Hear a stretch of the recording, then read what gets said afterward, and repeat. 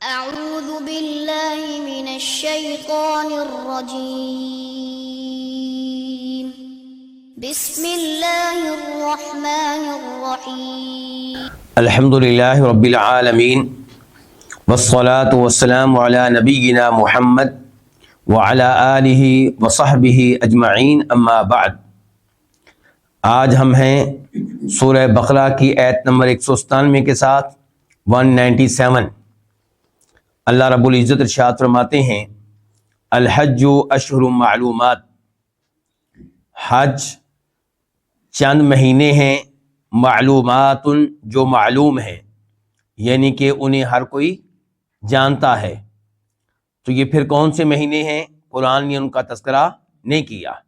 اس سے پتہ چلا کہ قرآن کریم سمجھنے کے لیے احادیث کی طرف رجوع کرنا ضروری ہے، صحابہ کرام کی تفسیر کی طرف رجوع کرنا ضروری ہے۔ چنانچہ امام بخاری کہتے ہیں کہ عبداللہ ابن عباس فرماتے ہیں کہ یہ مہینے کون کون سے ہیں؟ شوال، ذوالقعدہ اور ذوالحجہ۔ اور عبداللہ بن عمر کہتے ہیں شوال، ذوالقعدہ اور ذوالحجہ کے ابتدائی 10 ایام۔ تو اللہ تعالیٰ فرماتے ہیں حج چند مہینے ہیں معلومات جو معلوم ہیں، فمن فرض فیہن الحج، پس جو فرض کر لے، فیہن ان میں، کن میں؟ ان مہینوں میں کیا فرض کر لے؟ الحج، حج۔ کس پہ فرض کر لے؟ اپنے آپ پہ۔ اچھا کیسے فرض کرے گا؟ یعنی کہ نیت کر کے حج میں داخل ہو جائے۔ مثال کے طور پہ کہہ دے لبیک اللہم حجن، اے اللہ میں حج کے لیے حاضر ہوں، اور یہاں سے حج شروع ہو گیا۔ زبان سے تلبیہ کہا، دل میں نیت بھی تھی، تو اب حج اس کے اوپر کیا ہو گیا ہے؟ فرض ہو گیا ہے۔ اور آپ یہ آیت گزشتہ درس میں پڑھ چکے ہیں کہ وَأَتِمُّ الْحَجَّ وَالْعُمْرَةَ لِلَّهِ، پچھلی آیت کے شروع کے الفاظ۔ وہاں پہ بتایا گیا تھا آپ کو کہ حج اور عمرہ ایسی عبادات ہیں کہ یہ چاہے کوئی نفلی طور پہ کرے، جب اس نے نیت کر لی، داخل ہو گیا، تو مکمل کرنا کیا ہے؟ واجب ہے۔ تو اللہ تعالیٰ یہاں پہ کہہ رہے ہیں فَمَنْ فَرَضَ فِيهِنَّ الْحَجَّ، پس جو ان مہینوں میں فرض کر لے الحج، حج، یعنی کہ اپنے اوپر فرض کر لے۔ اور کیسے فرض کر لے؟ نیت کر کے۔ نیت کس چیز کی؟ ایک ہے نیت کہ حج کروں گا، وہ نہیں، ایک ہے کہ حج میں اب داخل ہو رہا ہوں، ابھی یہ نیت۔ فلا رفث، تو یہ من کا جواب ہے، فلا رفث، پس نہیں ہے رفث، شہوت والے کام کرنا۔ رفث کہتے ہیں بیگم سے، کسی عورت سے جماع کرنا، یا جماع کی طرف لے جانے والے امور کا ارتکاب کرنا۔ مثال کے طور پہ جنسی موضوعات پہ گفتگو کرنا، یا اپنی بیگم کا ہاتھ پکڑ لینا شہوت کے لیے، مزہ لینے کے لیے، لذت کے طور پہ، تو یہ سب کچھ اس میں آئے گا۔ تو جو حج کر رہا ہے اور اس کے ساتھ اس کی بیگم ہے، تو اسے اپنی بیگم کا ہاتھ پکڑنے کی اجازت ہے جب ارادہ ہو اس کی مدد کا، لیکن جب اس کا ارادہ ہوگا مزہ لینے کا، تب اس کا یہ کام جرم ہوگا، اس کی اجازت نہیں ہے۔ پس جو ان میں حج فرض کر لے، فلا رفث، پس شہوت والے کام کرنا نہیں ہے، یعنی کہ یہ کرنے کی اجازت نہیں ہے۔ ولا فسوق، اور نہ ہی کسی قسم کا گناہ کرنا ہے۔ ولا جدال، اور نہ ہی کسی قسم کا بحث و مباحثہ کرنا ہے، فی الحج، حج میں۔ حج میں یہ 3 کام کرنے کی اجازت نہیں ہے۔ وَمَا تَفْعَلُوا مِنْ خَيْرٍ يَعْلَمْهُ اللَّهُ، اور جو بھی خیر والا کام کرو، يَعْلَمْهُ اللَّهُ، اللہ تعالیٰ اس کو جان لے گا۔ یہاں پہ ایک تو یہ ہے کہ وَمَا تَفْعَلُوا مِنْ، یہ من بیانیہ ہے، یہ وضاحت کرنے کے لیے آیا کس کی؟ ماں کی، کیونکہ ماں کا معنی کیا ہوتا ہے؟ جو۔ اب جو ہے لفظ، یہ اتنا واضح نہیں ہے، تو اس لیے بعد میں وضاحت آ گئی من خیر، جو خیر کا کام کرو. یعلم اللہ، اللہ اس کو جان لے گا. یہ کہنے کا مطلب کیا ہے؟ یہ ہمیں ترغیب دی جا رہی ہے کہ آپ خیر کا جو بھی کام کریں گے اللہ تعالیٰ اس کو ضائع نہیں کرے گا، اس پہ آپ کو اجر و ثواب ملے گا. تو اس لیے خیر کے کام کریں. اور اس میں یہ بھی ترغیب ملی کہ اللہ جان لے گا، اتنا کافی ہے، لوگوں کو بتانے کی ضرورت نہیں ہے. وَتَزَوَّدُوا، اور تم زیادہ راہ لے لو. زیادہ راہ کس کو کہتے ہیں؟ راہ، راستہ، زاد، راستے کا سامان، یعنی کہ جب آپ کہیں جا رہے ہوں تو راستے میں کھانے پینے کی جو چیزیں آپ کو ضرورت ہیں اس کو کہتے ہیں زیادہ راہ، وہ لے لو. وَتَزَوَّدُوا، تم زیادہ راہ لے لو. فَإِنَّ خَيْرَ الزَّادِ التَّقْوَىٰ، پس بے شک بہترین زیادہ راہ کیا ہے؟ التقویٰ، تقویٰ.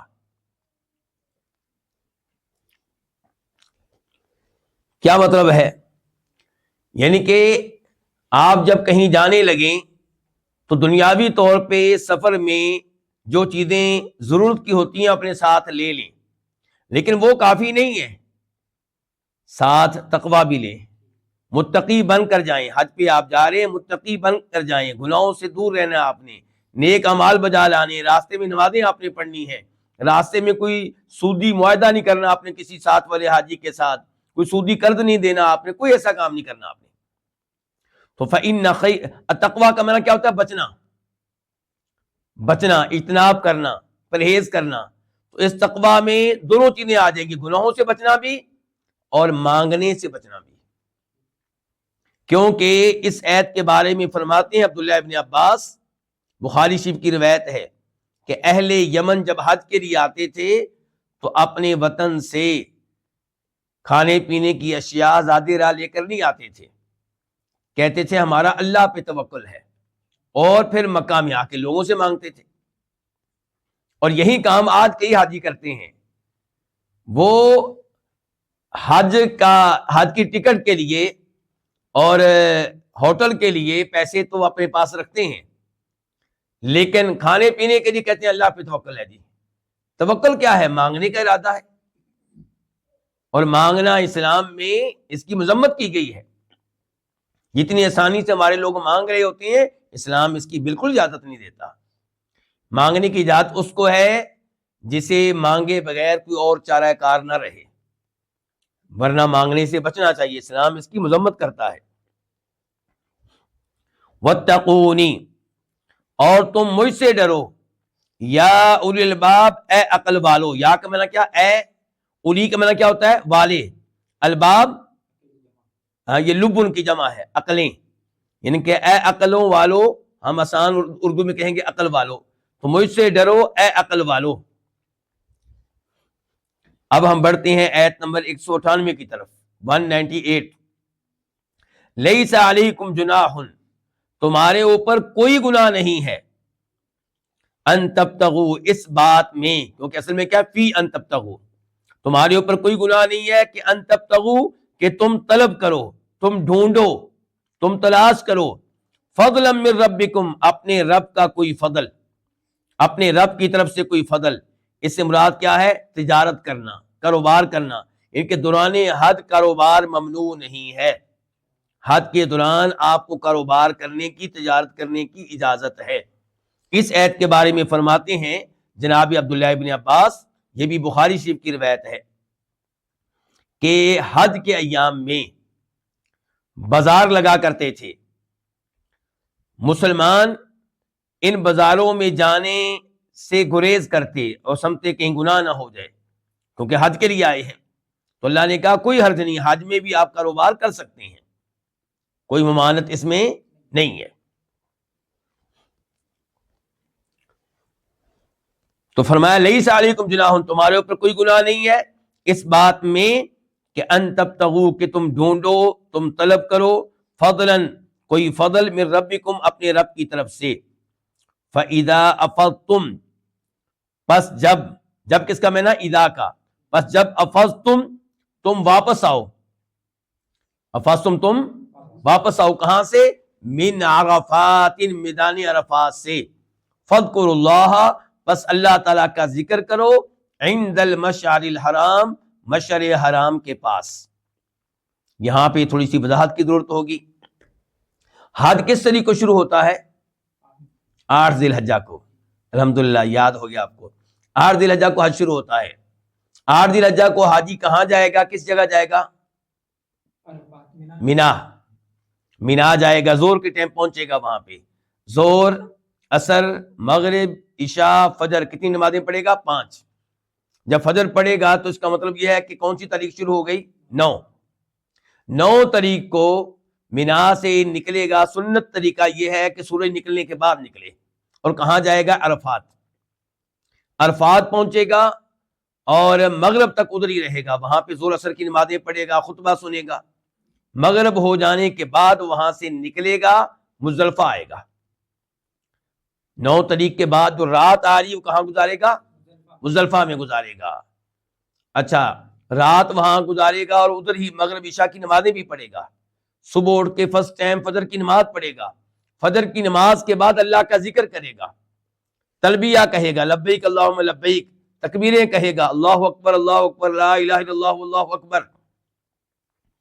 پھر سورج نکلنے سے پہلے جب اچھی طرح روشنی ہو جائے، لیکن سورج نکلنے سے پہلے وہاں سے نکل کھڑا ہوگا مینا کے لیے. اور تاریخ کون سی آج؟ 10 تاریخ. 10 تاریخ کو مینا میں پہنچ کے پھر کنکریاں مارے گا، اپنی قربانی دے گا، بال کٹوائے گا اور طواف کرے گا، جس کو کہتے ہیں طواف افاضہ. کیا کہتے ہیں؟ ابھی ہم نے لفظ کیا پڑھا؟ فَإِذَا أَفَضْتُمْ، اسی سے ہے وہ. طواف افاضہ کرے گا اور صفا مروہ کی سعی کرے گا. تو یہ ہے حج کی ترتیب. اب آپ اس آیت کی طرف آئیں. فرمایا فَإِذَا أَفَضْتُمْ مِنْ عَرَفَاتٍ، جب تم عرفات سے واپس آؤ. واپس آؤ کیوں کہا ہے؟ کیونکہ دیکھیں جب آپ مکہ سے نکلے تھے آپ مینا گئے، عرفات اس سے بھی آگے ہے. اب آپ کا واپسی کا سفر ہے مکہ کی طرف. مکہ کی طرف آتے ہوئے آپ پہلے مزدلفہ آئیں گے، پھر مینا آئیں گے، پھر مکہ پہنچیں گے. تو عرفات سے یعنی کہ مکہ سے نکل کے آپ گئے تھے مینا سے نکل کے آگے آپ عرفات چلے گئے تھے اور اب آپ واپس آ رہے ہیں. کس طریق کو واپس آ رہے ہیں؟ 9 تاریخ کو. 9 تاریخ کو واپس آ رہے ہیں. فرمایا اور 9 تاریخ کو واپسی کب ہوگی؟ مغرب کے بعد.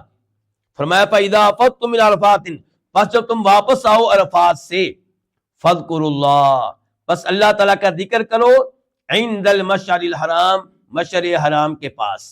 اچھا جی، المشعر ایک پہاڑ کا نام ہے. کہاں ہے یہ پہاڑ؟ مزدلفہ میں.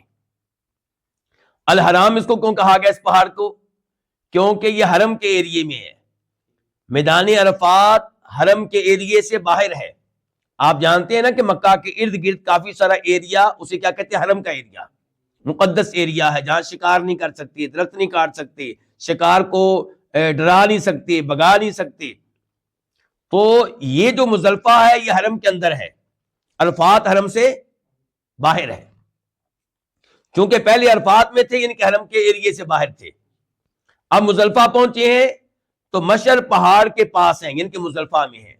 مشعر پہاڑ کے پاس ہے یعنی کہ مزدلفہ میں ہے. اور اس کو حرام اس لیے کہا گیا ہے، حرمت والا، یعنی کہ حرم کے اندر ہے. اچھا، اور یہ جو ذکر جس کا تذکرہ یہاں پہ آیا ہے، یہ کون سا ذکر ہے؟ جو فجر کے بعد ہوگا، جو فجر کے بعد ہوگا. فرمایا فَاذْكُرُوا اللَّهَ، پس اللہ کا ذکر کرو، عند المشعر الحرام، مشعر حرام کے پاس، حرمت والے پہاڑ مشعر کے پاس. وَاذْكُرُوهُ، اور تم اس کا ذکر کرو. کس کا؟ اللہ تعالیٰ کا، یعنی کہ تلبیہ پڑھو، تکبیریں کہو، اور تم اس کا ذکر کرو. کما ہداکم، جیسے اس نے تمہیں ہدایت دی ہے. کیا مطلب جیسے اس نے تمہیں ہدایت دی ہے؟ یعنی کہ اس کے 2 مفہوم ہو سکتے ہیں. ایک یہ کہ اللہ کا ذکر کرو جیسے اللہ نے تمہیں طریقہ بتایا، جیسے اللہ نے تمہاری رہنمائی کی ہے. اور دوسرا یہ کہ اللہ کا ذکر کرو جیسے اللہ نے تمہارے اوپر اتنا بڑا انعام کیا کہ تمہیں مومن بنایا ہے، تمہیں مسلمان بنایا ہے، تمہیں حج کرنے کی توفیق دی ہے. اللہ کا شکر ادا کرتے ہوئے اللہ کا ذکر کرو.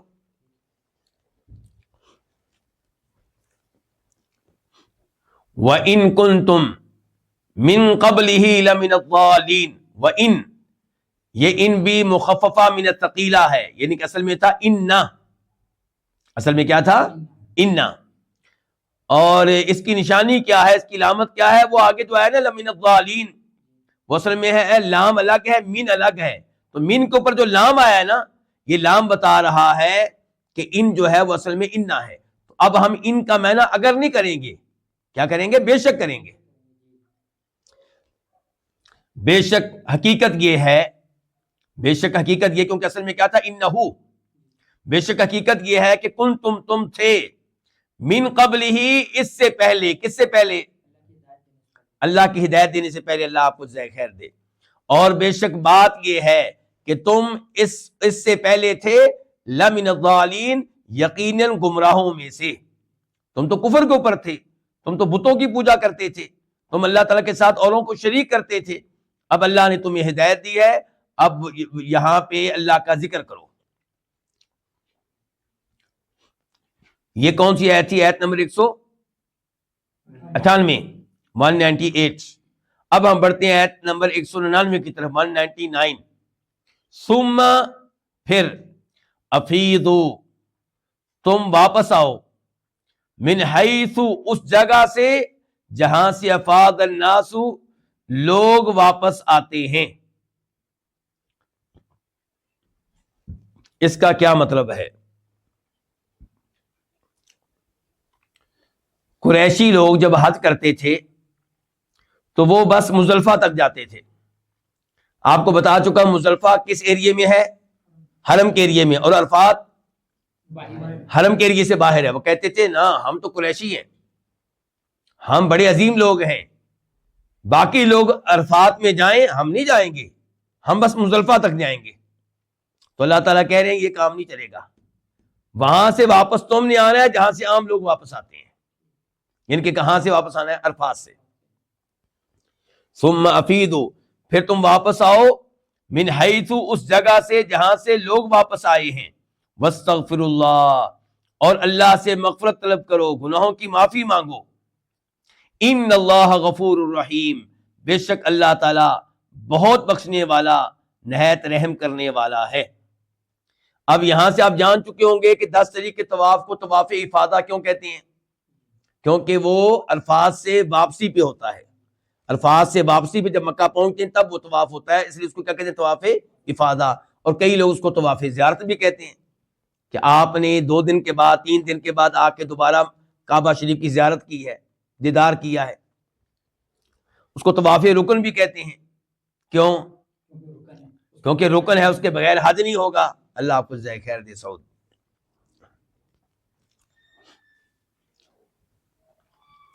آیت نمبر 200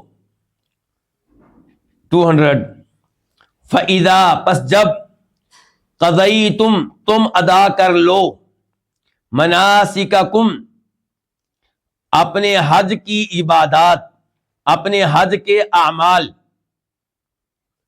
قَضَيْتُمْ تم ادا کر لو یعنی کہ پورے کر لو. مناسککم کم الگ ہے اور مناسک الگ ہے. اپنی عبادت کے اپنے حج کی عبادات یا اپنے حج کے اعمال. فَاذْكُرُوا اللہ پس تم اللہ تعالیٰ کا ذکر کرو. پس تم کیا کرو؟ اللہ تعالیٰ کا ذکر کرو. اب یہ کون سی جگہ آ گئی آپ کے خیال میں؟ یہ مینا آ گیا ہے. کیونکہ میں آپ کو پہلے بتا چکا ہوں کہ جب آپ 10 تاریخ کو مینا میں آئے ہیں تو آپ نے کنکریاں مار لی ہیں، جانور آپ نے ذبح کر لیا ہے، سر کے بال آپ نے منڈوا لیے ہیں، طواف آپ نے کر لیا ہے، صفا مروہ کی صحیح آپ نے کر لی ہے. اب حج تو آپ کا ہو چکا ہے.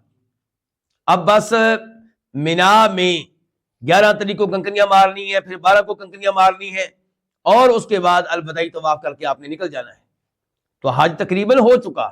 اس لیے اللہ تعالیٰ کہہ رہے ہیں کہ اب مینا میں تم نے کیا کرنا ہے، مینا میں تمہاری کیا ڈیوٹی ہے؟ مینا میں تم نے اللہ کا ذکر کرنا ہے.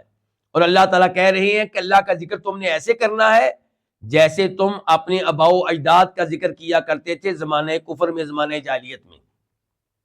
مینا میں آ کے یہ لوگ اپنا میلہ لگاتے تھے اور ہر قبیلہ اپنے بڑوں کے کارنامے ذکر کرتا، ان پہ فخر کرتا، ہمارے بڑوں نے یہ کیا تھا، میرے ابا نے یہ کیا تھا، میرے دادا نے یہ کیا تھا، میرے پردادا نے یہ کیا تھا. تو اللہ تعالیٰ نے کہا کہ وہاں پہنچ کے اللہ کا ذکر ایسے کرو جیسے اپنے آباء و اجداد کا ذکر کیا کرتے تھے، بلکہ اس سے کہیں زیادہ اللہ کا ذکر کرو. اور یہاں پہ ایک پوائنٹ جو میں بتانا چاہ رہا ہوں، پہلے بھی میں بتاتے بتاتے بھول گیا تھا یہ تو آپ کو معلوم ہو رہا ہوگا کہ اہل مکہ حج کیا کرتے تھے، زمانے کفر میں بھی حج، پھر بھی ان کو کافر کہا گیا، حاجی کو کافر کہا گیا۔ پتہ چلا عقیدہ ٹھیک نہ ہو تو حج کا فائدہ نہیں، عقیدہ ٹھیک نہ ہو تو روزوں کا فائدہ نہیں، عقیدہ ٹھیک نہ ہو تو نمازوں کا فائدہ نہیں۔ چونکہ ان کا عقیدہ درست نہیں تھا، وہ اپنے بزرگوں کو پکارتے تھے، رب سمجھ کر نہیں، اللہ سمجھ کر نہیں، بلکہ اللہ اور اپنے درمیان واسطہ، وسیلہ، سیڑھی سمجھ کر۔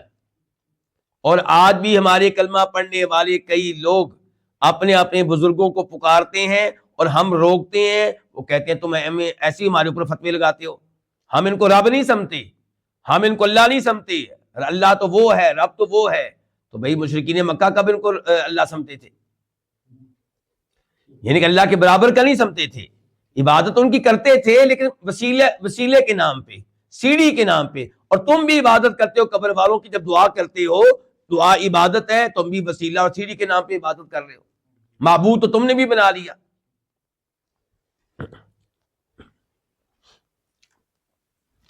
فرمایا فَإِذَا قَضَيْتُم مَنَاسِكَكُم، پس جب تم قضیتم پورے کر چکو، ادا کر چکو، مناسککم اپنے حج کے اعمال، فاذکروا اللہ پس اللہ کا ذکر کرو، کہاں؟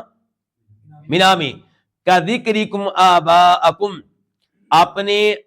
اپنے باپ دادا کو ذکر کرنے کی طرح، اپنے باپ دادا کا تذکرہ کرنے کی طرح، او یہاں بل کے معنی میں ہوگا، بلکہ او اشد ذکرا، بلکہ اس سے کہیں زیادہ تذکرہ کرو۔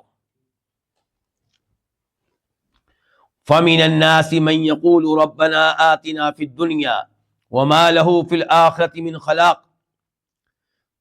پس یہ آگے کیا ہے؟ فا کے بعد کیا ہے؟ من نون کے اوپر جو زبر ہے فتح ہے، وہ تو ملانے کے لیے ہے، تاکہ من کو آگے الناس کے ساتھ ملایا جائے، ورنہ اصل میں لفظ کیا ہے؟ من۔ اور من کئی دفعہ کیا ہوتا ہے؟ تبعیدیہ، وہ کس کا معنی دیتا ہے پھر؟ بعض کا، کچھ کا۔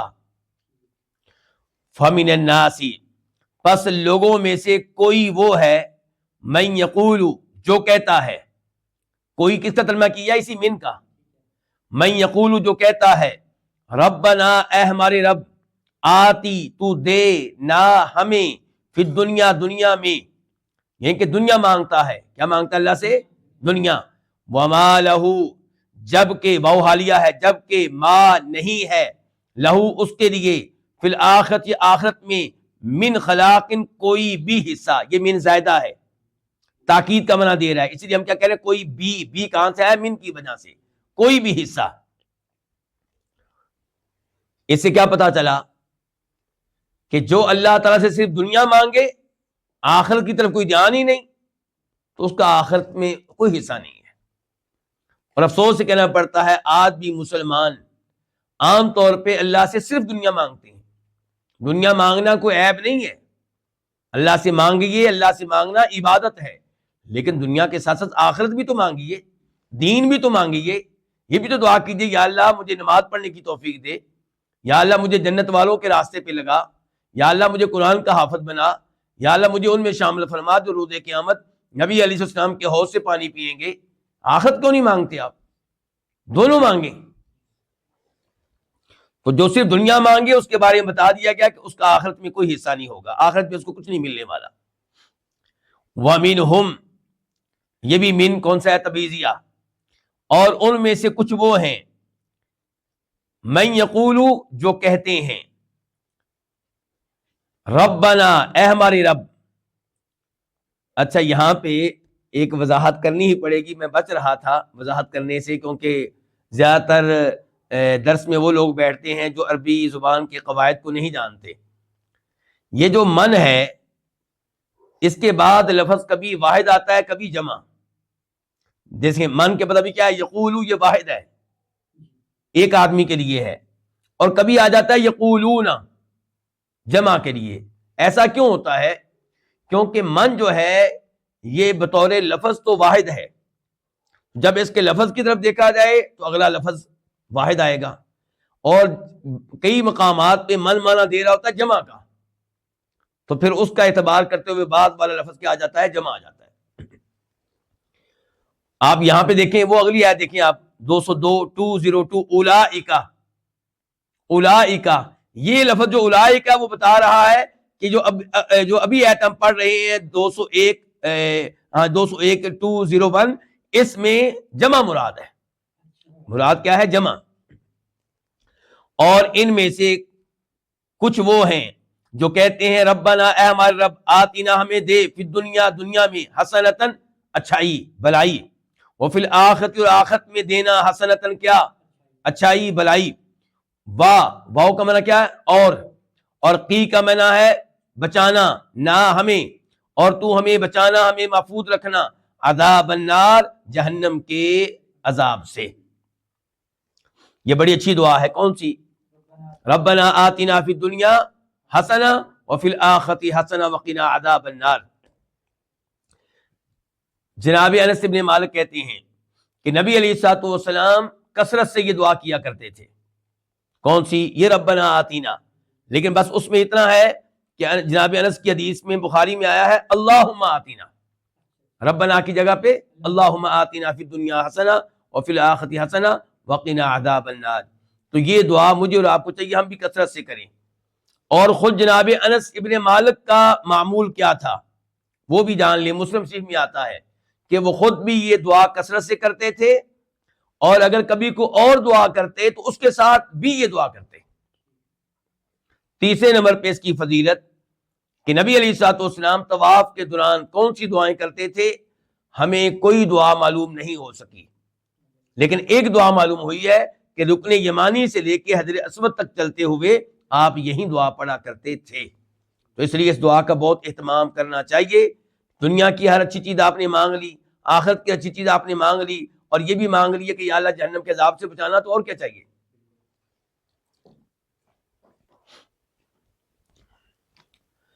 اولئکا، یہی وہ لوگ ہیں، یہی کون سے؟ جو دعا کرتے ہوئے دونوں چیزیں مانگتے ہیں۔ اولئکا، یہی وہ لوگ ہیں، لہم، ان کے لیے، نصیب، حصہ ہے، مما کسبوا، اس چیز کی وجہ سے جو انہوں نے کمایا، یعنی کہ چونکہ انہوں نے دعا مانگی ہے تو اس لیے ان کو دنیا میں سے بھی ملے گا، آخرت میں سے بھی ملے گا، کیونکہ انہوں نے عمل بھی کیے ہیں اور دعا بھی مانگی ہے۔ تو اولئک لہم، یہی وہ لوگ ہیں، ان کے لیے نصیب، ایک حصہ ہے، مما، اس چیز سے، ما کسبوا، جو انہوں نے کمائی، جو انہوں نے سر انجام دی۔ واللہ، اللہ تعالیٰ، سریع الحساب، بہت تیز حساب لینے والا ہے۔ اچھا، اللہ بہت تیز حساب لینے والا ہے، اس کے دو مفہوم ہیں اور دونوں درست ہیں۔ ایک یہ کہ وہ وقت جلد آنے والا ہے کہ جب اللہ نے حساب لینا ہے، اور دوسرا یہ کہ جب اللہ حساب لے گا تو حساب لینے میں زیادہ وقت نہیں لگے گا۔ دونوں معنی درست ہیں۔ اور یہ جو دعا ہے کہ اے اللہ ہمیں دنیا کی اچھائی دے اور آخرت کی اچھائیاں دے، اس سے پتہ چلا کہ اللہ تعالیٰ کی صفات میں سے ایک صفت ہے کہ اللہ تعالیٰ علم والے ہیں۔ دعا کرنے والا کیوں دعا کر رہا ہے؟ اس کو پتہ ہے اللہ جانتا ہے مجھے، اللہ کو پتہ ہے کہ میں اللہ سے کیا مانگ رہا ہوں۔ اور دعا مانگنے کا دوسرا مطلب یہ ہے کہ آپ کا عقیدہ یہ ہے کہ اللہ کی صفت ہے سننا، اسی لیے میں اللہ کو پکار رہا ہوں۔ اور دعا کرنے کا تیسرا مطلب یہ ہے کہ آپ کا عقیدہ یہ ہے کہ اللہ کی صفات میں سے ایک صفت ہے قدرت، کہ اللہ تعالیٰ میری خواہش کو پورا کرنے کی طاقت رکھتا ہے، قدرت رکھتا ہے۔ تو اللہ تعالیٰ کی صفات کو مانے بغیر چارہ کار نہیں ہے، اس لیے اللہ تعالیٰ کی صفات کو مانا جائے اور ان میں دلچسپی لی جائے۔ جس قدر آپ اللہ تعالیٰ کی صفات کو مانتے ہوں گے، دلچسپی رکھتے ہوں گے، اسی قدر زیادہ آپ کا اللہ کے ساتھ تعلق مضبوط ہوگا۔ تو ان آیات سے پتہ چلا کہ مینا میں اللہ کا ذکر کرنے میں یہ بھی داخل ہے کہ آپ اللہ سے دعائیں کریں، اللہ سے مانگیں خیر اپنے لیے اور اپنے والدین کے لیے، رشتہ داروں کے لیے، امت کے لیے، دوسرے لوگوں کے لیے۔ آیت نمبر 203 203 وَاذْكُرُوا اللَّهَ، اور اللہ تعالیٰ کا ذکر کرو فی ایام معدودات، گنے ہوئے چند دنوں میں، معدودات گنے ہوئے۔ اچھا یہ کون سے ایام ہیں؟ اس سے مراد ایام تشریق ہیں۔ پہلے ہم تذکرہ کر رہے تھے مینا میں آنے کا، گویا کہ وہ کون سی تاریخ تھی؟ 10 تاریخ تھی۔ اب فرمایا اس کے بعد جو 11 12 13 تاریخ ہے، جنہیں ایام تشریق کہتے ہیں، جنہیں ایام مینا بھی کہتے ہیں، جو کنکریاں مارنے کے ایام ہیں، جو جانور ذبح کرنے کے ایام ہیں، ان ایام میں اللہ کا ذکر کرو۔ اچھا اللہ کا ذکر کیا کیا جائے گا ان ایام میں؟ تکبیریں کہی جائیں، تکبیرات۔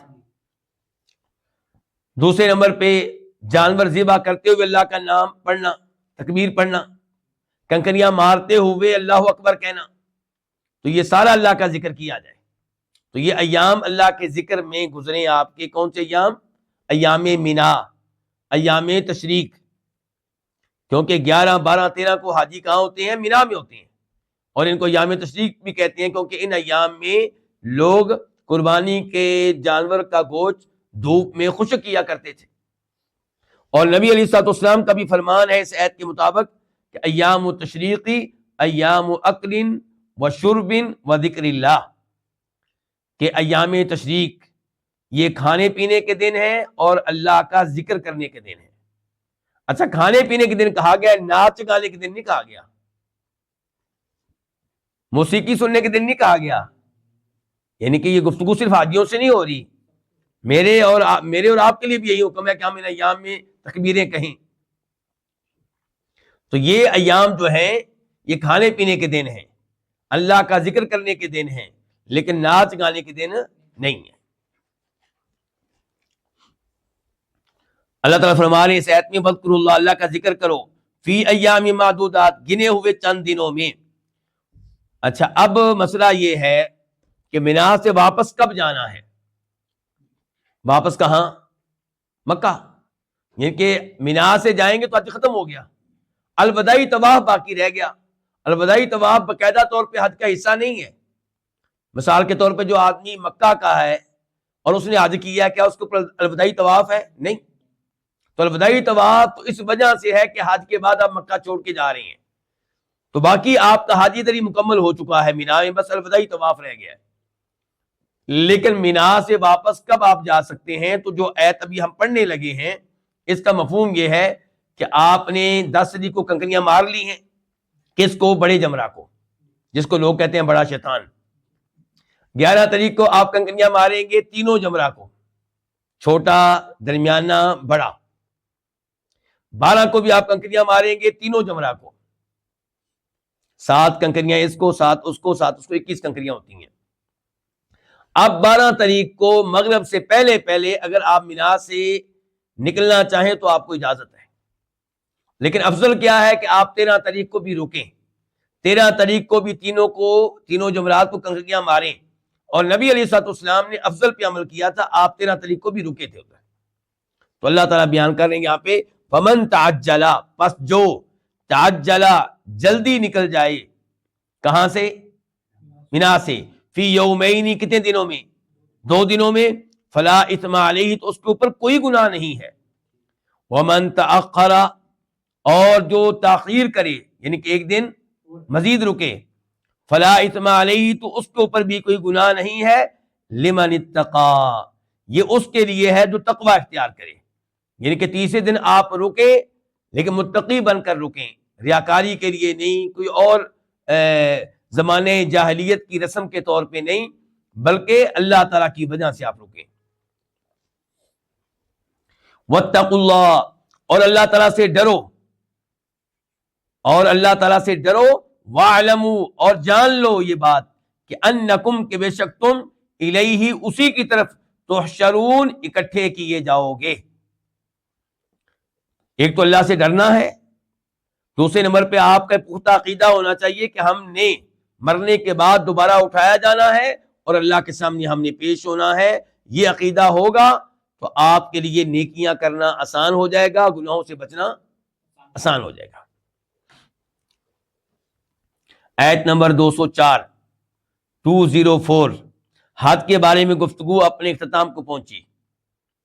اب گفتگو ہونے لگی ہے، اس میں چند اوصاف بتائے جا رہے ہیں، چند برائیاں بتائی جا رہی ہیں، کن کی؟ کفار کی، منافقین کی، اس قسم کے لوگوں کی. فرمایا وَمِنَ النَّاسِ مَن يُعْجِبُكَ قَوْلُهُ،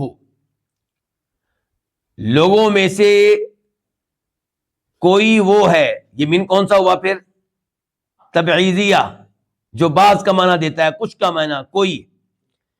وَمِنَ النَّاسِ لوگوں میں سے کوئی وہ ہے کہ مَن يُعْجِبُكَ قَوْلُهُ فِي الْحَيَاةِ الدُّنْيَا، جس کی گفتگو کس کا معنی ہے؟ قولہ کا. جس کی دنیاوی زندگی کے بارے میں گفتگو یعجبو کا آپ کو اچھی لگتی ہے. یعنی کہ کئی لوگ ایسے ہیں جو دنیا کے بارے میں گفتگو کریں تو آپ حیران رہ جائیں گے، کتنا بڑا یہ سائنسدان ہے، کتنا بڑا یہ ڈاکٹر ہے، کتنا بڑا یہ انجینئر ہے، کیا باتیں بتا رہا ہے. لیکن آخرت کے لحاظ سے فیل ہوگا، آخرت کے لحاظ سے اس کی معلومات زیرو ہوں گی. تو فرمایا وَمِنَ النَّاسِ لوگوں میں سے کچھ وہ ہے، کوئی وہ ہے کہ مَن يُعْجِبُكَ قَوْلُهُ، جس کی دنیاوی زندگی کے بارے میں گفتگو آپ کو اچھی لگے گی. یہ اس کی پہلی برائی یا پہلا اس کا وصف. نمبر 2 وَيُشْهِدُ اللَّهُ، اور وہ اللہ تعالیٰ کو گواہ بنائے گا عَلَى مَا فِي قَلْبِهِ، اس پہ جو اس کے دل میں ہے. کیا مطلب؟ قسمیں اٹھا اٹھا کے کہے گا اللہ گواہ ہے کہ میں دلی طور پہ مسلمان ہوں، اللہ گواہ ہے کہ میں دلی طور پہ مومن ہوں. ہوگا وہ نہیں، کیونکہ منافق ہے. وَيُشْهِدُ اللَّهُ، اور وہ اللہ کو گواہ بنائے گا عَلَى مَا فِي قَلْبِهِ، اس چیز پہ جو اس کے دل میں ہے. وَهُوَ أَلَدُّ الْخِصَامِ، یہ تیسری اس کی برائی. وَهُوَ، جبکہ وہ، واو حالیہ، جبکہ وہ الد الخصام، بہت بڑا کیا ہوگا؟ جھگڑالو ہوگا. بہت بڑا کیا ہوگا؟ جھگڑالو. الخصام، ایک تو یہ آپ کہہ سکتے ہیں کہ یہ مصدر ہے، یہ کہ جھگڑا کرنے میں سب سے آگے ہوگا، جھگڑا کرنے والوں میں سب سے آگے ہوگا. اور دوسرا آپ کہہ سکتے ہیں خصام، خصم ان کی جمع ہے، خصم ان کی جگہ، خصم کہتے ہیں جھگڑا کرنے والے کو. یہ کہ جھگڑا کرنے والوں میں یہ سب سے آگے ہے یا جھگڑا کرنے میں یہ سب سے آگے ہے. وَإِذَا تَوَلَّى، یہ نمبر 4 اس کی عادت، بری عادت. وَإِذَا تَوَلَّى، اور جب وہ پھرتا ہے. کیا مطلب؟ یعنی کہ آپ سے الگ ہوتا ہے، آپ سے واپس جاتا ہے، آپ سے مل کر. وَإِذَا تَوَلَّى، جب وہ پھرتا ہے. سَعَى فِي الْأَرْضِ، زمین میں دوڑ دھوپ کرتا ہے، کوشش کرتا ہے. کس چیز کی؟ لِيُفْسِدَ فِيهَا، تاکہ وہ زمین میں فساد کرے. فساد سے کیا مراد ہے؟ کفر فساد ہے، شرک فساد ہے، گناہ فساد ہے. وَيُهْلِكَ الْحَرْثَ، اور تاکہ وہ برباد کرے الحرث، کھیتیوں کو، والنسل، اور نسل کو، مال و جان کو. یعنی کہ فساد دو طرح کا کرتا ہے، ایک گناہوں کے لحاظ سے، کفر و شرک کے لحاظ سے، اور دوسرے نمبر پہ کیا؟ کھیتیاں برباد کرنا، جانوروں کو برباد کرنا، مار دینا. واللہ لا يحب الفساد، اور اللہ تعالی محبت نہیں کرتا کس سے؟ فساد سے، گناہوں سے اللہ تعالیٰ کو محبت نہیں ہے. اس آدمی کا تذکرہ جاری ہے ابھی 6 نمبر پہ اس کی بری عادت. وَإِذَا، اور جب قیل لَهُ، اس سے کہا جاتا ہے اتق اللہ، اللہ سے ڈر جا. کیا مطلب؟ یہ کفر چھوڑ دے، فساد چھوڑ دے، گناہ چھوڑ دے. تو اخذت العزت، العزہ اس کا معنی آپ یہاں پہ کر لیں تکبر، غرور. تو اخذت اس کو آمادہ کرتی ہے، اخذت اس کو پکڑ لیتی ہے، اس کو آمادہ کرتی ہے. العزت اس کو آمادہ کرتا ہے، العزت تکبر، بالاثم گناہ کرنے پہ. لیکن جب نصیحت کی جائے اللہ سے ڈر جا تو نصیحت کو قبول نہیں کرتا، اپنے آپ کو بڑا سمجھتا ہے نا کہ میں کیوں کسی کی بات سنوں. تو اس کا غرور، اس کا تکبر، اس کو نصیحت لینے کی بجائے، نیک مومن بندہ بننے کی بجائے گناہ پہ آمادہ کرتا ہے، گناہ کی طرف لے جاتا ہے۔ فحسبہ جہنم، پس اس کے لیے جہنم کافی ہے۔ وَلَبِئْسَ الْمِہَادُ، اور البتہ برا ہے المہاد ٹھکانہ، کیا؟ جہنم، یعنی کہ وہ وَلَبِئْسَ الْمِہَادُ، وَلَبِئْسَ الْمِہَادُ ہِیَ، تو البتہ برا ہے المہاد ٹھکانہ وہ، یعنی کہ جہنم۔ تو اس آیت میں تذکرہ کس آدمی کا ہے؟ اگر آپ تفسیری روایات کی طرف دیکھیں تو پتہ چلے گا کہ اس آیت میں تذکرہ ہے اخنس بن شریق الثقفی کا، لیکن یہ روایت ضعیف ہے، تو ہم کہیں گے کہ وہ اور اس جیسے لوگ جو ہیں اس آیت کا حصہ ہیں۔ تو اس سے مجھے اور آپ کو کیا سبق ملا کہ مجھے اور آپ کو ایسی بری عادات سے دور رہنا چاہیے۔ یہ برے لوگوں کی عادات ہیں، ان سے میں نے اور آپ نے دور رہنا ہے۔ ہم سے کوئی کہے اللہ سے ڈر جا، تو ہم نے آگے سے غصے میں نہیں آنا، آگے سے کہنا بالکل میں اللہ سے ڈرتا ہوں اور اللہ تعالیٰ مجھے اپنا ڈرنے والا بندہ بنا دے۔ اللہ نے تو یہ الفاظ اپنے نبی سے بھی کہے ہیں، آپ اسے اپنی توہین کیوں سمجھتے ہیں؟ اللہ نے کہا اپنے نبی علیہ الصلوۃ والسلام سے، یا ایھا النبی اتق اللہ ولا تطع الکافرین والمنافقین، اے نبی آپ اللہ سے ڈرتے رہیں اور کافروں اور منافقین کی بات نہ مانیں۔ تو جب اللہ تعالیٰ نے اپنے نبی سے کہا کہ اتق اللہ، تو آپ تو غصے میں نہیں آئے، آپ نے تو آگے سے نہیں کہا میں ڈرتا ہوں، کیوں نہیں ڈرتا ہوں؟ تو میں اور آپ کیوں غصے میں آ جاتے ہیں؟ فوراً وہاں پہ غصہ ٹھنڈا کر لینا چاہیے، اللہ کا نام آیا ہے، خاموش ہو جانا چاہیے، بلکہ کہنا چاہیے بالکل میں اللہ سے ڈرتا ہوں۔ اچھا، اب اس کے مقابلے میں ایک نمونہ اچھے لوگوں کا، وہ کون؟ ضعیف روایت میں آتا ہے کہ اس سے مراد اگلی آیت ہے، اس سے مراد ہے صہیب رومی۔ کون مراد ہے؟ صہیب رومی۔ جبکہ صحیح بات یہ ہے کہ صہیب رومی بھی اس سے مراد ہیں، دوسرے بھی لوگ مراد ہیں، وہ تمام لوگ مراد ہیں جنہوں نے دین کی خاطر اپنا مال قربان کر دیا، اپنی جانوں کی پرواہ نہیں کی، وہ سب مراد ہیں۔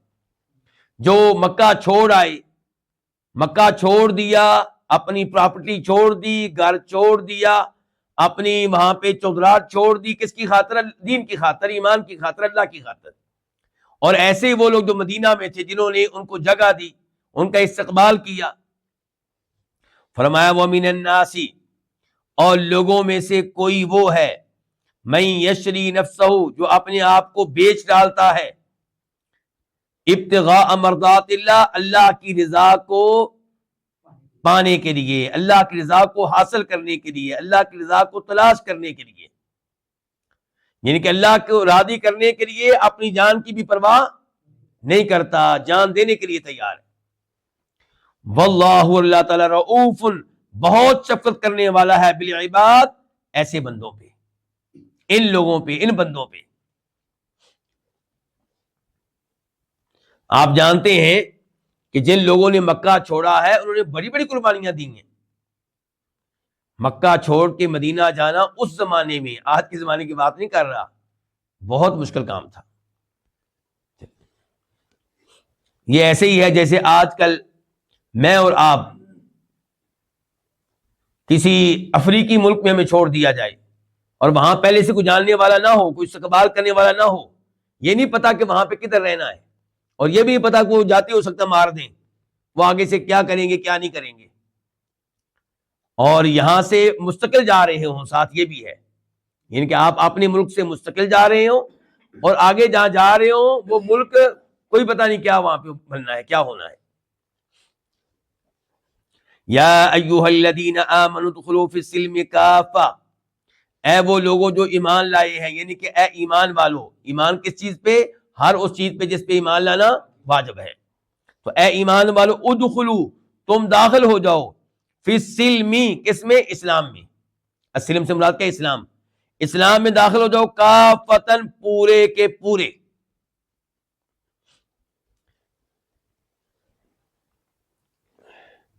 کافہ جو ہے یہ حال ہے، اب یہ حال یا تو بن سکتا ہے ادخلو سے، کہ تم پورے کے پورے اسلام میں داخل ہو جاؤ، یعنی کہ اپنے پورے جسم پہ اسلام نافذ کرو،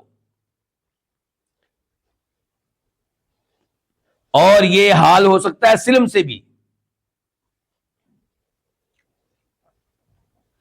تو بہرحال خلاصہ کیا نکلے گا، مفہوم کیا نکلے گا اس آیت کا کہ اسلام میں پورے کے پورے داخل ہو جاؤ. ہم میں سے اکثر لوگ اسلام میں داخل ہیں لیکن پورے داخل نہیں ہیں.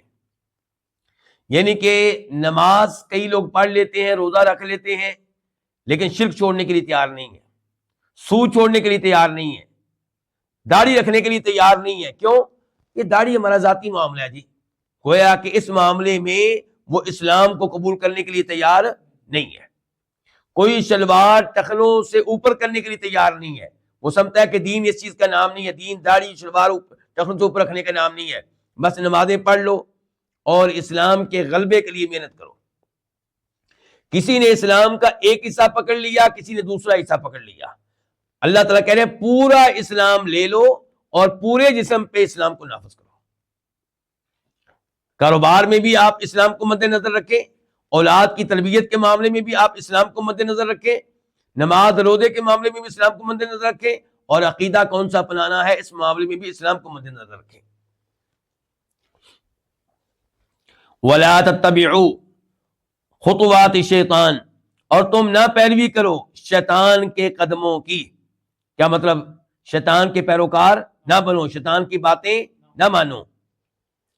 اِنَّهُ لَكُمْ عَدُوٌّ مُبِينٌ، بے شک وہ، یا کیونکہ وہ، انَّا کا معنی کیونکہ بھی آپ کر سکتے ہیں. کیونکہ وہ کون؟ شیطان تمہارے لیے عدو مبین، واضح طور پہ دشمن ہے، کھلا دشمن ہے. وہ اپنی دشمنی چھپاتا نہیں ہے، لیکن تم پھر بھی اس کی دوستی سے باز نہیں آتے، اس کی باتیں مان لیتے ہو.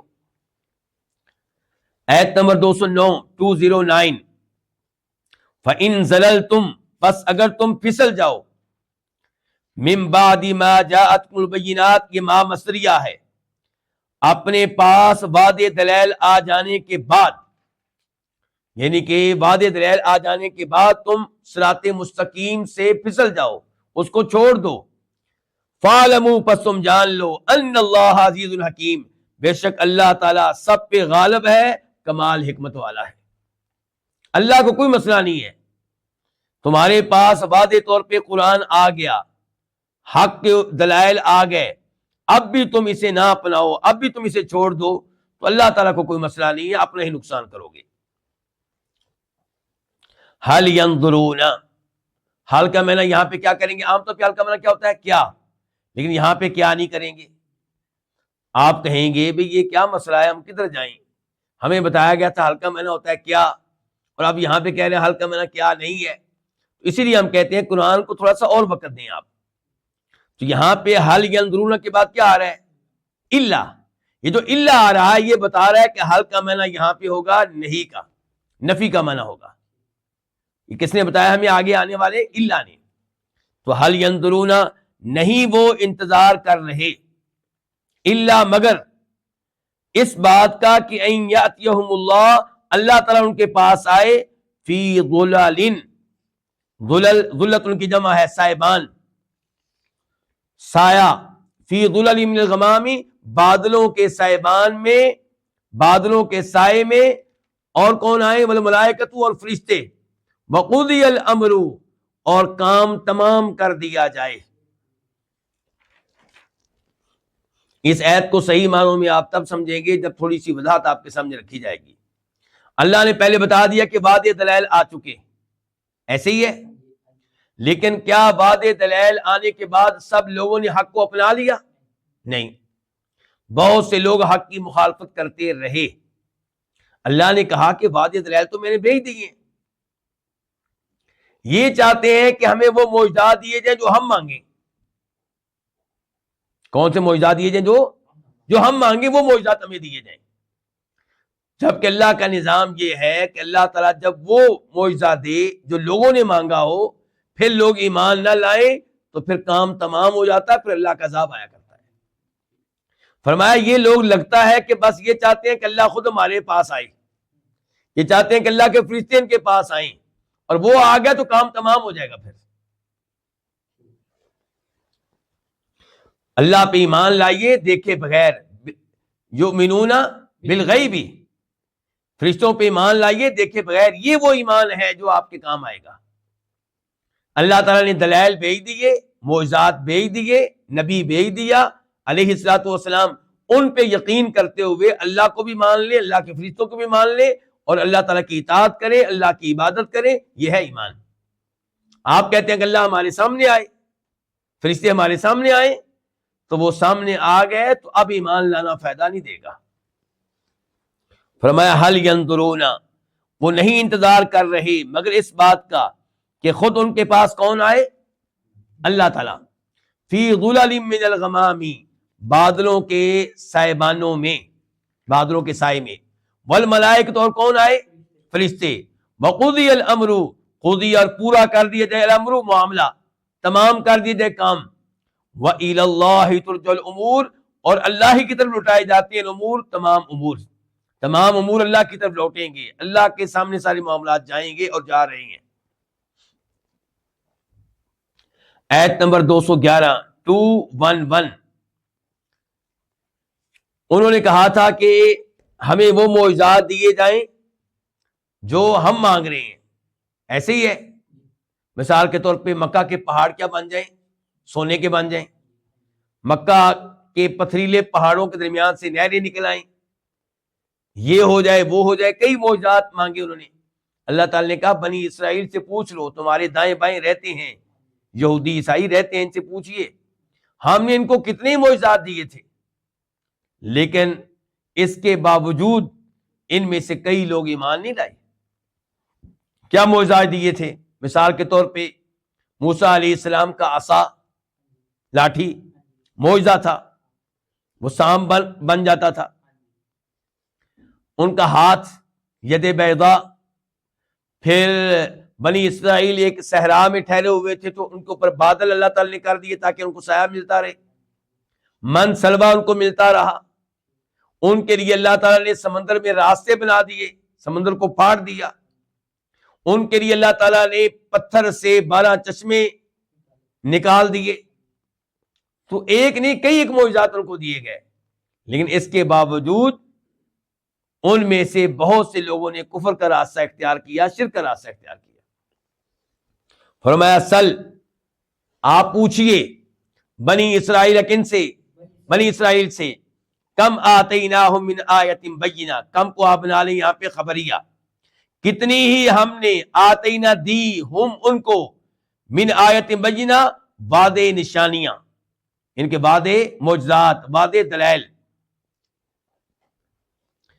وَمَن يُبَدِّلْ، اور جو بدل دے، نعمت اللہ، اللہ تعالیٰ کی نعمت کو، من بعد ما جاءت، اس کے آ جانے کے بعد، فإن اللہ شدید العقاب، تو بے شک اللہ تعالیٰ سخت سزا دینے والا ہے۔ کیا مطلب اللہ تعالیٰ کی نعمت کو بدل دے اس کے آ جانے کے بعد؟ یعنی کہ اللہ تعالیٰ کی نعمت آ جائے اور اس کی قدر نہ کرے، شکر کرنے کی بجائے نہ شکری کرے، تو پھر اللہ سخت عذاب دینے والا ہے۔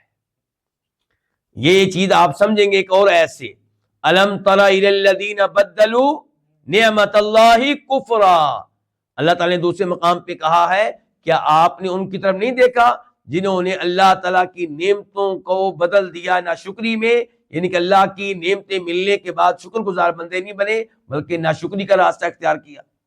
تو یہاں پہ بھی یہی مراد ہے، وَمَن يُبَدِّلْ، اور جو بدل دے اللہ کی نعمت کو، من بعد ما جاءت، اس کے آ جانے کے بعد، کس سے بدل دے؟ یعنی کہ ناشکری سے، فإن اللہ، تو بے شک اللہ تعالیٰ، شدید العقاب، سخت سزا دینے والا ہے۔ آیت نمبر 212 212، زینا، مزین کر دی گئی ہے، خوشنما بنا دی گئی ہے، للذین کفروا، ان لوگوں کے لیے جنہوں نے کفر کیا، الحیات الدنیا، دنیاوی زندگی۔ میں اور آپ مسجد کی طرف جانے کو دل نہیں چاہتا، مسجد میں بیٹھنے کو دل نہیں چاہتا، درس قرآن میں بیٹھنے کو دل نہیں چاہتا، درس حدیث میں بیٹھنے کو دل نہیں چاہتا، دل چاہتا ہے باہر نکلوں، نکل کے دوستوں کے ساتھ گپیں لگاؤں، کہیں سیر کے لیے نکلیں، کوئی موبائل دیکھوں، کوئی فلم دیکھوں، کوئی ڈرامہ دیکھوں۔ یہ مولوی صاحب کے سامنے مجھے بٹھا دیا گیا، اتنی دیر سے لگے ہوئے ہیں۔ یہ کیا ہے؟ دنیاوی زندگی خوشنما بنا دی گئی ہے، بڑی پیاری لگتی ہے۔ کیا؟ دنیاوی زندگی بڑی پیاری لگتی ہے، اس کی ایک مثال آپ لے لیں. کئی لوگ ایسے ہیں جن کو اپنی بیوی اچھی نہیں لگتی، دوسروں کی بیویاں اور دوسری عورتیں اچھی لگتی ہیں، اور ممکن ہے کہ اپنی بیوی حسن و جمال میں ان سے آگے ہو. اس کے پیچھے کیا؟ شیطان کے وسوسے. شیطان ترغیب دیتا ہے اس کو دیکھنے کی، شیطان اس کو خوشنما بنا کے پیش کرتا ہے آپ کے سامنے. تو دنیاوی زندگی خوشنما بنا دی گئی ہے. اچھا، خوشنما بنانے والا کون ہے؟ اس کی نسبت اللہ تعالیٰ کی طرف بھی ہوتی ہے اور شیطان کی طرف بھی ہوتی ہے. شیطان وسوسے ڈالتا ہے، اور خود اللہ تعالیٰ نے بھی دنیا کو مزین کر دیا ہے میرے اور آپ کے ایمان کا امتحان لینے کے لیے. اگر دنیا خوفناک ہو، بدصورت ہو، تو پھر امتحان کیسے ہوگا میرا اور آپ کا؟ پھر تو ہر آدمی دنیا کے اوپر تھوکتا ہوا مسجد میں جائے گا. لیکن اللہ نے بتا دیا کہ میں تمہارا امتحان لے رہا ہوں، اس لیے خوشنما بنا دیا کہ ہمارے لیے. دوسرے مقام پہ اللہ نے کیا کہا؟ زُيِّنَ لِلنَّاسِ حُبُّ الشَّهَوَاتِ مِنَ النِّسَاءِ وَالْبَنِينَ وَالْقَنَاطِيرِ الْمُقَنطَرَةِ، یعنی کہ آپ کے لیے عورتیں خوشنما بنا دی گئی ہیں. آپ کی رغبت کس میں ہے؟ بیوی، ایک نہیں، دو نہیں، 3 اولاد مجھے ملے، بیٹے میرے ہوں، اور جناب کیا، میرے پاس سونا ہو، چاندی ہو، گھوڑے ہوں، آج کی زبان میں گاڑیاں ہوں، یہ بھی گاڑی ہو، وہ بھی گاڑی ہو میرے پاس. یہ چیزیں انسان کی دلچسپی ان چیزوں میں ہے. تو اللہ نے بتا دیا ہے کہ یہ چیزیں آزمائش کے لیے ہیں تمہارے پاس. ان کی وجہ سے رب کو نہ بھولو، ان کی وجہ سے نمازوں کو نہ بھولو، ان کی وجہ سے روزوں کو نہ بھولو. تو مزین کر دی گئی ان لوگوں کو جنہوں نے کفر کیا. کیا مزین کر دی گئی؟ دنیاوی زندگی. وَيَسْخَرُونَ. اچھا، مزین کن کے لیے کی گئی ہے؟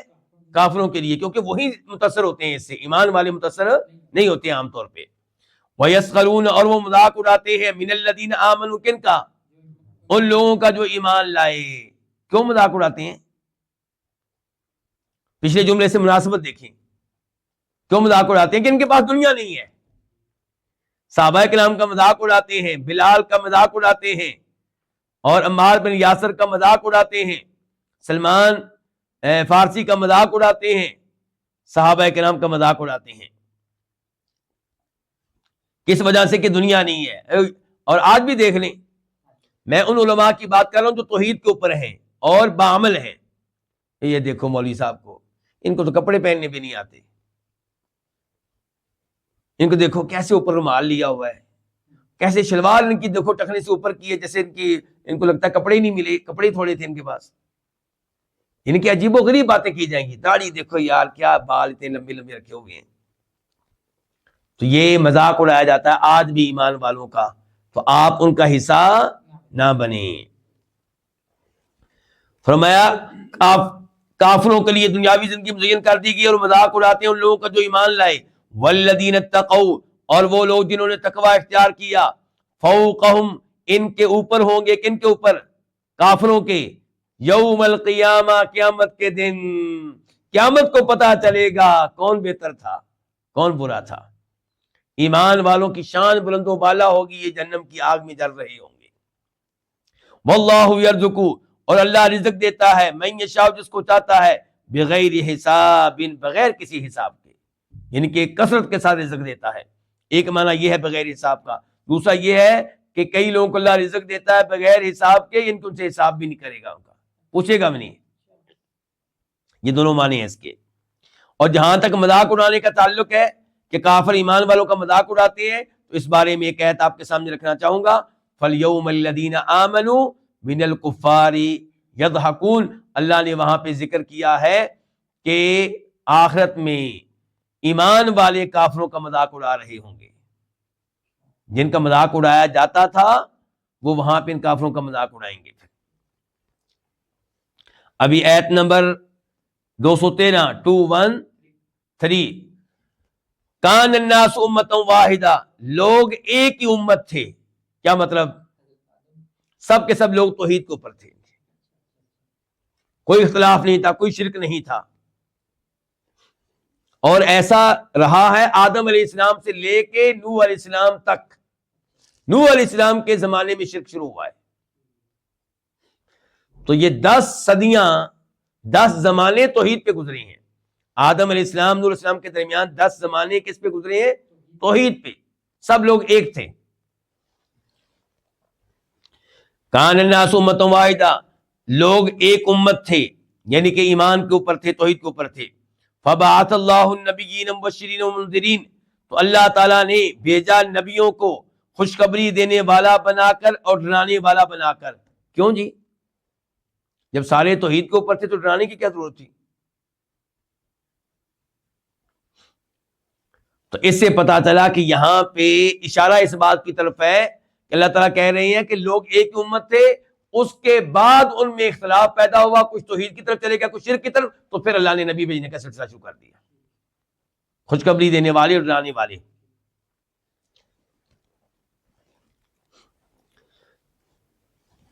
تو لوگ ایک ہی امت تھے، تو اللہ تعالیٰ نے بھیجا نبیوں کو خوشخبری دینے والا بنا کر اور ڈرانے والا بنا کر. یہ دونوں حال ہیں.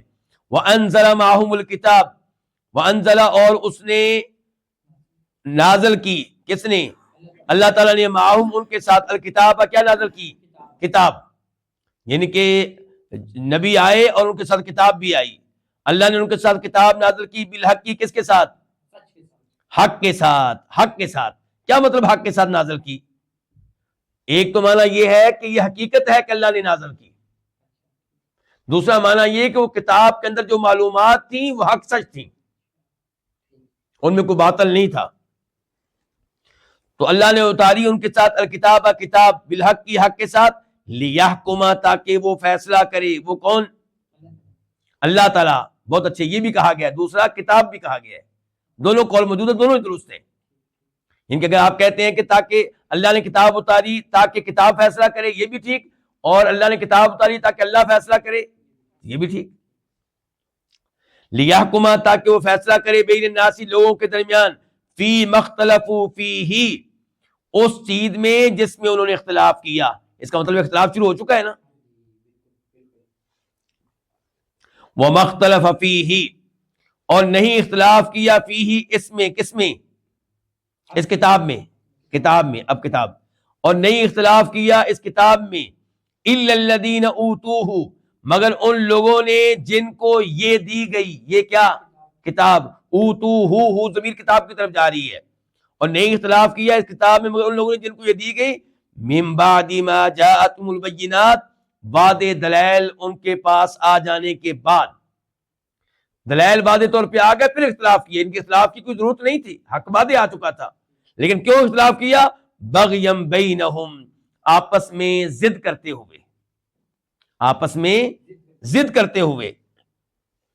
فہد اللہ الذین آمنوا، پس اللہ تعالیٰ نے ہدایت دی ان لوگوں کو جو ایمان لائے. اللہ نے رہنمائی کی ان لوگوں کی جو ایمان لائے. اللہ نے ہدایت دی ان لوگوں کو جو ایمان لائے. ان کو ہدایت دی کس چیز کی طرف؟ لِمَا اخْتَلَفُوا فِيهِ مِنَ الْحَقِّ، اس حق کی طرف جس میں انہوں نے اختلاف کیا. بِإِذْنِهِ، اللہ نے ہدایت دی بِإِذْنِهِ، اپنے اذن سے، اپنی توفیق سے. تو ایمان والوں کے اوپر اللہ نے انعام کیا کہ ان کو اللہ تعالیٰ نے ہدایت دی اس حق کی طرف جس میں انہوں نے اختلاف کیا تھا. اللہ نے ان کو بتا دیا کہ یہ حق ہے، ان کے دلوں میں ڈال دیا کہ یہ حق ہے. من الحق کی، یہ من بیانیہ ہے اور لما کا بیان ہے. تو لما سے مراد وہ حق ہے جس میں اختلاف ہوا. مثال کے طور پہ ایک مسئلہ آپ لے لیں، عیسیٰ علیہ السلام کو لے لیں. عیسیٰ علیہ السلام کے بارے میں اختلاف ہوا کہ نہیں ہوا؟ ہوا. کیا اختلاف ہوا؟ یہودیوں نے کہا کہ نعوذ باللہ عیسیٰ علیہ السلام زنا کی پیداوار ہے، جھوٹا قرار دیا، نبی نہیں مانا. دوسری طرف عیسائی ہیں ماننے والے، انہوں نے ایسا مانا کہ ان کو اللہ کا بیٹا قرار دے دیا. اور کچھ عیسائیوں نے کہا کہ وہ 3 معبودوں میں سے ایک معبود ہیں. تو اختلاف انہوں نے کیا، انہوں نے کیا. ایمان والوں کو اللہ تعالی نے حق بتا دیا کہ عیسیٰ علیہ السلام زنا کی پیداوار نہیں، بلکہ اللہ تعالیٰ کی ولیہ سیدہ مریم کے بیٹے ہیں، اور ان کی پیدائش ایک معجزہ ہے، اللہ کی نشانی ہے. بغیر باپ کے اللہ نے ان کو پیدا کیا ہے، اور پھر وہ اللہ تعالیٰ کے بندے اور اللہ کے رسول، اللہ کے نبی ہیں. تو یہ حق اللہ نے کن کو بتایا؟ مومنوں کو، ایمان والوں کو. واللہ یہدی، اور اللہ تعالیٰ ہدایت دیتا ہے، من یشاء جس کو چاہتا ہے، الی صراط مستقیم سیدھے راستے کی طرف. یہاں ہدایت سے کون سی ہدایت مراد ہے؟ ہدایت توفیق، کیونکہ اللہ تعالیٰ کہہ رہے ہیں جس کو وہ چاہتا ہے ہدایت دیتا ہے. آیت نمبر 214 214 ام حسبتم کیا تم نے گمان کیا ہے. یہاں پہ مخاطب ہیں وہ لوگ جو ایمان قبول کرتے ہیں اور شریعت پہ صحیح معنوں میں عمل کرتے ہیں، تو پھر ان پہ مصیبتوں کے پہاڑ ٹوٹ پڑتے ہیں. ابا جی مخالفت کرتے ہیں، امی جان مخالفت کرتی ہیں، رشتہ دار، محلے دار، دوست احباب، زمین تنگ ہو جاتی ہے. پھر پریشان ہوتے ہیں کہ اللہ مدد کیوں نہیں کر رہا ہماری. وہ ان میں سے کئی چاہتے ہیں کہ فوری طور پہ ہماری مرضی کے مطابق اللہ تعالیٰ کچھ کرے، ہماری مرضی کے مطابق اللہ تعالیٰ فوری طور پہ کچھ کرے. تو اللہ تعالیٰ اس آیت میں ایسے ہی لوگوں سے گفتگو کر رہے ہیں کہ تم کیا سمجھتے ہو کہ جنت میں جانا اتنا آسان ہے؟ جنت کوئی اتنی معمولی چیز نہیں ہے جو صرف کلمہ پڑھنے سے مل جائے. کلمہ پڑھنے کے بعد آنے والی آزمائشوں پہ صبر کرنا ہوگا. ام حسبتم، بلکہ یہاں پہ پہلے میں وہ ایک روایت بھی بتا دوں تاکہ مزید معاملہ واضح ہو جائے. بخاری شریف کی روایت ہے، صحابی ہیں خباب بن ارت رضی اللہ تعالیٰ عنہ کہتے ہیں کہ ہم نبی علیہ الصلوۃ والسلام کے پاس گئے جب تکلیفیں آزمائشیں بہت بڑھ گئیں، تو آپ کعبہ کے سائے میں تشریف فرما تھے. ہم نے کہا اللہ کے رسول کیا آپ ہماری خاطر اللہ تعالیٰ سے مدد نہیں مانگیں گے؟ کیا آپ ہماری خاطر اللہ سے دعا نہیں کریں گے؟ آپ دیکھتے نہیں ہمارا حال کیا ہو چکا ہے. تو تب فرمایا تھا نبی علیہ الصلوۃ والسلام نے، تم سے پہلے ایسے لوگ گزرے ہیں جنہوں نے ایمان قبول کیا، توحید کو اپنایا، تو ان میں سے ایک کو لایا گیا، کھڑا کیا گیا، آرا اس کے سر کے بیچ میں رکھا گیا اور اس کے جسم کو چیر دیا گیا، 2 حصوں میں تقسیم کر دیا گیا، لیکن یہ چیز اس کو ایمان سے ہٹا نہیں سکی. آرا اس نے دیکھ بھی لیا ہے، سر پہ رکھ دیا گیا ہے، پھر بھی اس نے کفر کی بات نہیں کی، ایمان کو نہیں چھوڑا. حالانکہ اگر وہ چھوڑ دیتے جان بچانے کے لیے تو شاید بچ جاتے اور بعد میں معافی مانگ لیتے اور اللہ کو بتاتے یا اللہ ہم نے مصیبت کی وجہ سے کفر کا کلمہ کہا ہے. لیکن نہیں، فرمایا ایسے لوگ گزرے ہیں کہ ایمان قبول کیا، توحید کو اپنایا، صحیح عقیدہ اپنایا، تو کیا ہوا؟ لوہے کی کنگھی لائی گی. کون سی کنگھی؟ لوہے کی کنگھی نہیں بلکہ کنگا کہنا چاہیے، بڑا، جس سے ان کے جسم کے گوشت کو ہڈیوں سے الگ کر دیا گیا. یہ سب کچھ برداشت کر لیا، یعنی کہ شہید ہو گئے، لیکن توحید کو اور ایمان کو چھوڑا نہیں ہے. جنت ایسے ملتی ہے.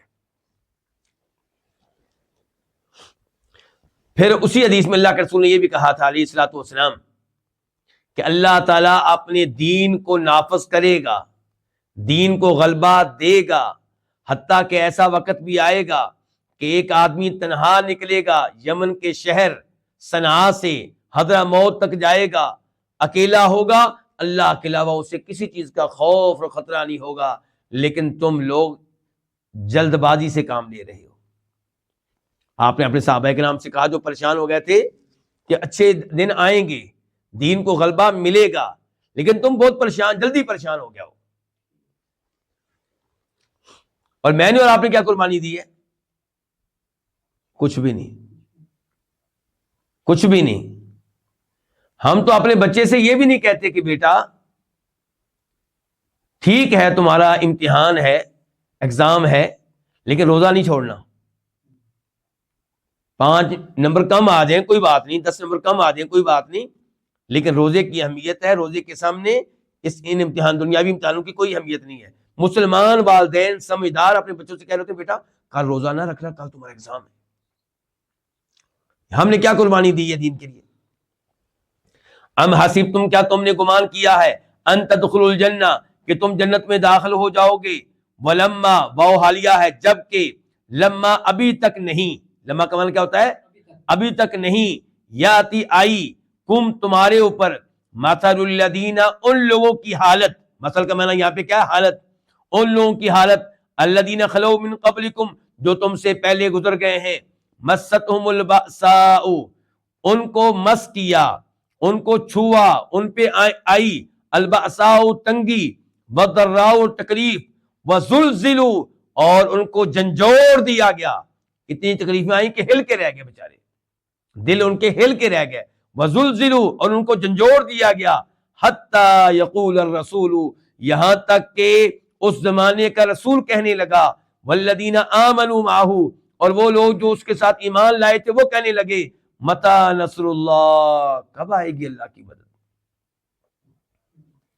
اور رسول نے یہ الفاظ اعتراض کے انداز میں نہیں کہے، رسول اعتراض کے انداز میں کبھی کہہ سکتا ہی نہیں، شکوے کے انداز میں نہیں، مطلب کہ کب آئے گی، مراد یہ کہ جلدی آ جائے.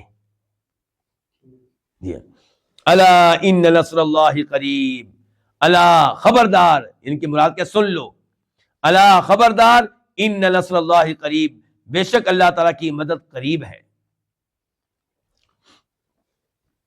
اس کے بعد آیت نمبر 215 215، یسألونک، یہ آپ سے سوال کرتے ہیں، لوگ آپ سے ان کے پوچھتے ہیں، مسئلہ پوچھتے ہیں، یا آپ سے سوال کرتے ہیں، ماذا ينفقون، کہ وہ کیا خرچ کریں، یعنی کہ اللہ کی راہ میں کیا خرچ کریں. قل، آپ کہہ دیجئے، ما انفقتم من خیر، جو بھی مال تم خرچ کرو، خیر کا معنی یہاں پہ کیا کیا جائے گا؟ مال. اور خیر سے پہلے مین بیانیہ ہے، وہ ما پیچھے آیا نا، اس کا بیان، اس کی وضاحت دیکھیں نا، ایک ہے جو خرچ کرو، ایک ہے کہ جو بھی مال خرچ کرو. جی، جو بھی مال خرچ کرو، فللوالدین، تو وہ والدین کے لیے ہوگا، یعنی کہ والدین کے اوپر خرچ کرو، والدین کو دو.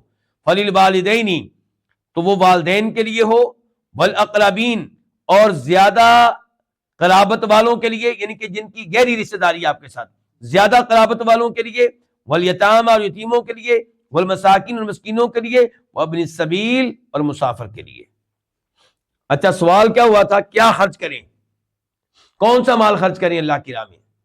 جواب آیا کہ خرچ جو بھی کرو، جو بھی مال خرچ کرو، یہ پوچھو کہ دینا کس کو ہے. تو فرمایا پہلے نمبر پہ آپ کے مال کے حقدار کون ہیں؟ آپ کے والدین. والدین بھوکے ہوں اور آپ جناب باہر عالی شان ہوٹلوں میں دوستوں کے ساتھ پارٹیاں کر رہے ہوں، ہاں والدین کے پاس اگر مال ہے، وہ اچھا کھانا کھا رہے ہیں، پھر کوئی مسئلہ نہیں.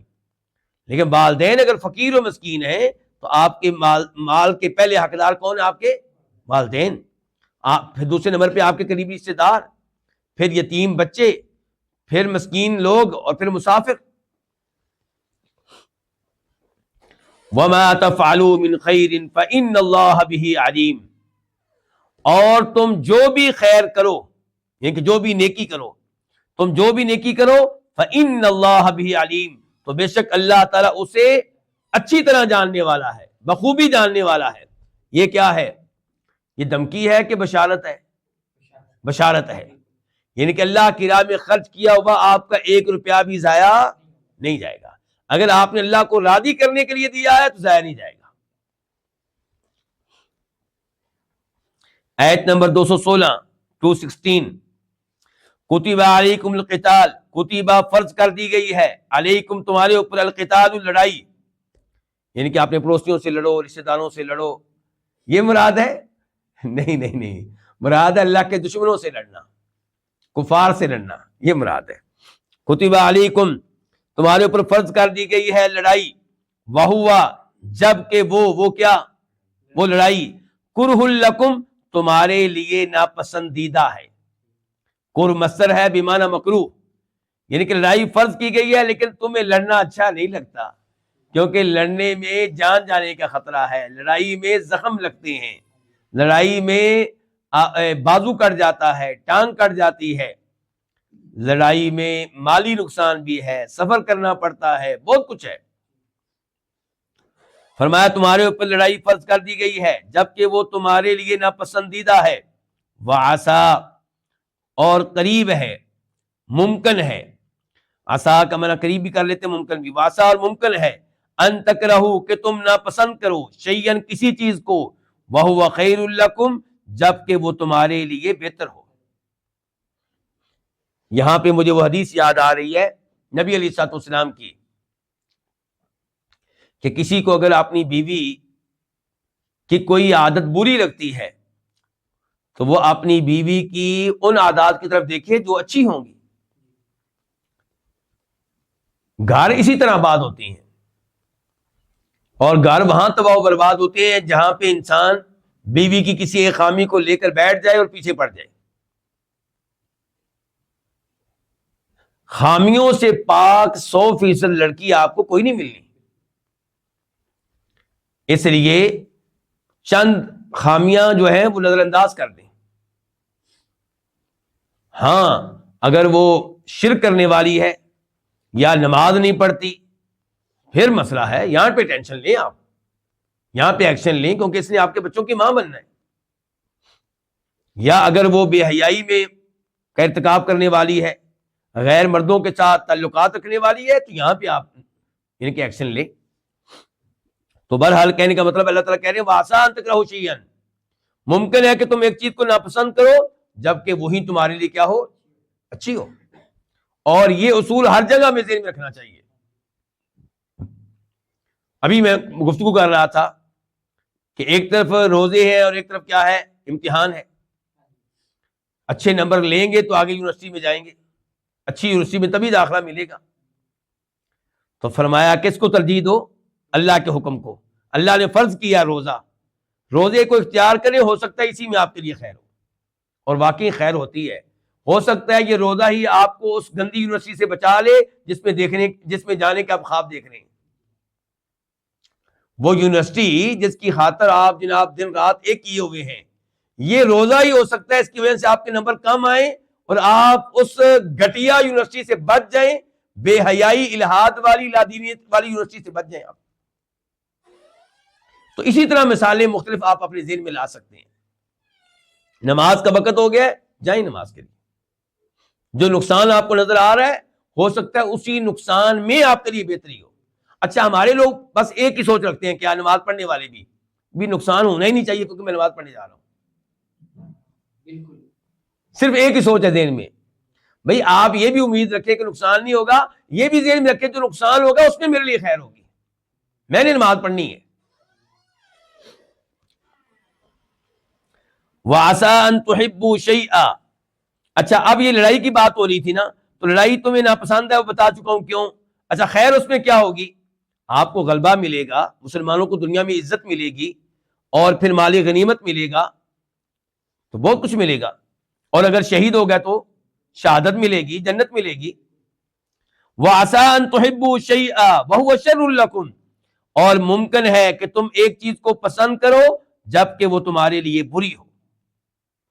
وہ لڑکی جس پہ آپ کی جان جاتی ہے، جس سے نکاح کے لیے آپ دن رات ایک کیے ہوئے ہیں، والدین کو آپ نے آگے لگایا ہوا ہے، وہ والدین سمجھا رہے ہیں اللہ کے بندے باز آ جا، وہ نماز نہیں پڑھتی، باز آ جا وہ پردہ نہیں کرتی، اور آپ کو بس اس کا حسن و جمال نظر آ رہے ہیں، تو ہو سکتا ہے وہی آپ کے لیے مصیبت بن جائے، وہی کل کو آپ کے گھر کو جہنم بنا دے۔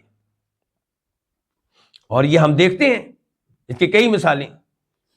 دین کو نظر انداز کر کے صرف حسن و جمال کی وجہ سے جو شادیاں کی جاتی ہیں، بعد میں ان کا انجام کئی دفعہ بہت خطرناک ہوتا ہے۔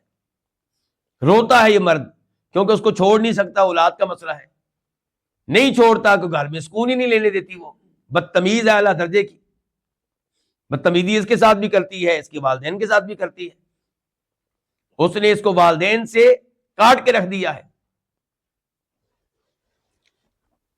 واللہ یعلم وانتم لا تعلمون، اللہ تعالیٰ جانتا ہے اور تم نہیں جانتے، اس لیے اللہ کی باتیں مان لو، یعنی کہ اللہ کی باتیں مان لو، تمہارا علم ناقص ہے، تم سمجھ رہے ہو اللہ کی بات مانوں گا تو میرا یہ نقصان ہو جائے گا، جاب چلی جائے گی، وہ ہو جائے گا، یوں ہو جائے گا، اور اللہ کی بات مان لو، اللہ علم والا ہے، تم علم والے نہیں ہو۔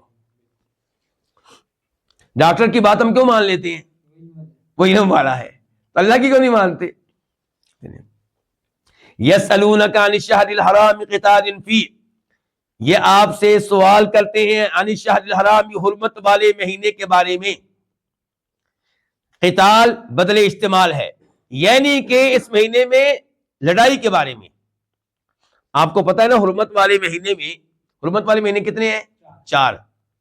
اور بتا چکا ہوں کہ اللہ تعالیٰ حرمت والے مہینوں کا تذکرہ تو کرتے ہیں قرآن میں، لیکن ان کے نام اللہ نے قرآن میں بالکل نہیں بتائے۔ تو پتہ چلا قرآن سمجھنے کے لیے ہم احادیث کے محتاج ہیں۔ دوسرے نمبر پہ مکہ والے مشرکین کفار اس زمانے کے حرمت والے مہینوں کا بڑا احترام کرتے تھے۔ وہ الگ بات ہے کہ جب انہوں نے لڑنا ہوتا تھا حرمت والے مہینے کو ذرا لیٹ کر دیتے تھے، کہتے تھے یہ جو حرمت والا مہینہ ہے نا اس کو تو 1 مہینے کے بعد یہ ہوگا، ان کے فراڈ کر لیتے تھے، لیکن حرمت والے مہینے کا بظاہر کیا کرتے تھے؟ تعظیم کرتے تھے۔ ہوا یہ کہ نبی علیہ السلام نے عبداللہ بن جحش کی قیادت میں ایک قافلے کو بھیجا، تو انہوں نے لڑائی لڑی، تو وہ لڑائی ہو گئی حرمت والے مہینے میں، بندہ مارا گیا کفار کا۔ تو ایک پروپیگنڈا اس زمانے کا سوشل میڈیا متحرک ہو گیا، کس کے خلاف؟ مسلمانوں کے خلاف۔ سوشل میڈیا کیا ہوتا تھا اس زمانے کے؟ شاعر وغیرہ، اور تو انہوں نے کہا لو جی یہ بڑا دین کی باتیں کرتے ہیں، اور جناب حرمت والے مہینے کا انہوں نے خیال نہیں رکھا، حرمت والے مہینے میں انہوں نے جنگ کی ہے۔ تو اللہ تعالیٰ اسی اشکال کا، اسی اعتراض کا یہاں پہ جواب دے رہے ہیں کہ تمہارے منہ سے یہ باتیں اچھی نہیں لگتی، تم اللہ کے ساتھ کفر کرنے والے، حرمت والے مہینوں کی حرمت کا حکم کس نے دیا ہے؟ اللہ نے۔ تم اللہ تعالیٰ کے ساتھ کفر کرنے والے، اللہ کی مسجد حرام سے مسلمانوں کو روکنے والے، اور تم لوگوں کو دین سے روکنے والے، توحید سے روکنے والے، اللہ کے دین سے روکنے والے، اور تم یہ باتیں کر رہے ہو۔ یہ آپ سے سوال کرتے ہیں حرمت والے مہینے کے بارے میں، یعنی کہ اس میں لڑائی کے بارے میں۔ قل کہہ دیجئے قتال فیہ کبیر، قتال لڑنا، فیہ اس میں، کس میں؟ حرمت والے مہینے میں، کبیر بہت بڑی بات ہے، ان کے بہت بڑا گناہ ہے۔ اللہ نے کہا واقعی بہت بڑا گناہ ہے، لیکن وصد عن سبیل اللہ، اور روکنا اللہ تعالیٰ کے راستے سے، یعنی کہ دین اسلام سے، لوگوں کو کہنا کہ مسلمان نہیں ہونا، جو مسلمان ہو جائے اس کو سزائیں دینا، اور اللہ تعالیٰ کے راستے سے روکنا۔ صد کا مطلب کیا ہے؟ روکنا۔ وکفر بہ، نمبر 2، اور کفر کرنا بھی اس کے ساتھ، کس کے ساتھ؟ اللہ تعالیٰ کے ساتھ۔ نمبر 3، والمسجد الحرام، اور روکنا کس سے؟ مسجد حرام سے۔ واخراج، اور نکالنا، یہ چوتھا جرم، واخراج، اور نکالنا، اہلہ، مسجد حرام والوں کو، یعنی کہ مکہ والوں کو، منہ، کس سے؟ مکہ سے، یعنی کہ مسلمانوں کو نکالا تم لوگوں نے، مکہ سے نکلنے پہ مجبور کیا ہے۔ واخراج، نکالنا، اہلہ، مکہ والوں کو، مکہ کے باشندوں کو، منہ، اس سے، کس سے؟ مکہ سے۔ اکبر عند اللہ، اللہ تعالیٰ کے ہاں یہ زیادہ بڑے ہیں جرم کے لحاظ سے۔ والفتنۃ اکبر من القتل، والفتنہ، اور فتنہ جو ہے یہ قتل سے بڑا جرم ہے۔ فتنہ قتل سے بڑا جرم ہے۔ فتنے سے مراد کیا ہے؟ مسلمانوں کو آزمائش میں ڈالنا، اسلام کی وجہ سے ان کو عذاب دینا، تکلیفیں دینا، ان کی زندگی کو تنگ کر دینا۔ ولا یزالون، اور یہ ہمیشہ، یہ کون؟ کافر، یقاتلون، لڑتے رہیں گے، کم، تم سے، حتیٰ، یہاں تک کہ، یردوکم، تم کو پھیر دیں، عن دینکم، تمہارے دین سے، پھیر کے کہاں لے جائیں؟ کفر میں۔ ان استطاعوا، اگر وہ ان کے بس میں ہو، اگر وہ طاقت رکھیں، یعنی کہ ان کی کوشش یہ ہے کہ کسی طریقے سے تم دین اسلام چھوڑ دو۔ وَمَن يَرْتَدِدْ مِنْكُمْ عَنْ دِينِهِ، اور جو پھر جائے، مرتد ہو جائے، پھر جائے، منکم، تم میں سے، عن دینہ، اپنے دین سے، فیمت، تو وہ فوت ہو، وہو کافر، اس حال میں کہ وہ کافر ہو، فاولئک، تو یہی وہ لوگ ہیں کہ حبطت اعمالہم، ان کے اعمال ضائع جائیں گے، فی الدنیا، دنیا میں بھی، والآخرۃ، اور آخرت میں بھی۔ یہ اچھا کون سا مرتد ہے جو نقصان میں ہے؟ جو آخری وقت تک کفر پہ ہی رہا، یعنی کہ اگر کوئی مرتد ہو گیا پھر اس نے توبہ کر لی تو اس کے لیے یہ سزا نہیں ہے، اس کو گزشتہ جو اس نے اعمال کیے تھے مرتد ہونے سے پہلے ان کا بھی ثواب ملے گا، اور جو مرتد ہو گیا اس کی ساری نیکیاں ضائع، سارے اعمال ضائع، دنیا میں بھی اس کو مسلمان نہیں سمجھا جائے گا، اس کو قتل کیا جائے گا، اور آخرت میں بھی جہنم میں ڈالا جائے گا۔ اس لیے فرمایا ان کے اعمال ضائع ہوگا دنیا میں بھی اور آخرت میں بھی۔ دنیا میں اس کو قتل کیا جائے گا، اس کے بیٹے اس کے وارث نہیں بن سکیں گے، اس کا جنازہ نہیں پڑھا جائے گا، مسلمان کے قبرستان میں اس کو دفن نہیں کیا جائے گا۔ وَأُولَٰئِكَ أَصْحَابُ النَّارِ، اور یہی ہے جہنم والے، آگ والے، ہم فیہا خالدون، یہ اس میں، کس میں؟ جہنم میں، خالدون، ہمیشہ ہمیشہ رہنے والے ہیں۔ آیت نمبر 218 218، ان الذین آمنوا، بے شک وہ لوگ جو ایمان لائے، والذین ہاجروا، اور جنہوں نے ہجرت کی، یعنی کہ ایمان کی خاطر اپنا کافر وطن چھوڑا، وجاہدوا، اور جنہوں نے جہاد کیا، فی سبیل اللہ، اللہ کی راہ میں، ان کے اللہ کو خوش کرنے کے لیے، اولئک، یہ خبر ہے انا کی، یہی لوگ ہیں، یرجون، جو امید رکھتے ہیں، امید رکھ سکتے ہیں، رحمت اللہ، اللہ کی رحمت کی۔ ہاں جی، یہ آیت بہترین جواب ہے ان لوگوں کے لیے جنہوں نے نمازیں نہیں پڑھنی، اللہ جی بڑا رحیم ہے جی، روزے نہیں رکھنے، اللہ کی رحمت بڑی وسیع ہے جی۔ اللہ نے کہا میری رحمت کی امید یہ لوگ رکھیں، ایمان بھی لائے، درست عقیدہ، اور ایمان لانے کے بعد اتنی بڑی قربانی کہ اپنا وطن چھوڑ دیا، اور پھر جہاد کیا، اپنی جان کو خطرے میں ڈالا، یہ ہیں جو میری رحمت کی امید رکھیں۔ اللہ کی رحمت کا حقدار بننے کے لیے بھی کچھ کرنا پڑتا ہے، یعنی کہ یہ ایمان لانا، ہجرت کرنا، جہاد کرنا، اس سے انسان کو جنت کا حقدار نہیں بن جاتا، جنت کی قیمت کوئی ادا نہیں کر سکتا جتنے بھی عمل کر لیں، لیکن آپ اب امید لگا سکتے ہیں کہ اللہ کی رحمت ہو جائے گی، اب بھی جنت اللہ کی رحمت سے ملنی ہے، اعمال اب بھی جنت کی قیمت نہیں ہے، لیکن جو عمل ذرا بھی نہ کرے بس یہ اللہ کی رحمت بڑی وسیع ہے، یہ اپنے آپ کو دھوکہ دے رہا ہے۔ واللہ غفور رحیم، اور اللہ بہت بخشنے والا ہے، کن کو؟ یہ جن کا بھی تذکرہ ہوا ہے، ایمان لانے والے، ہجرت کرنے والے، رحیم، بہت رحم کرنے والا ہے انہی پہ۔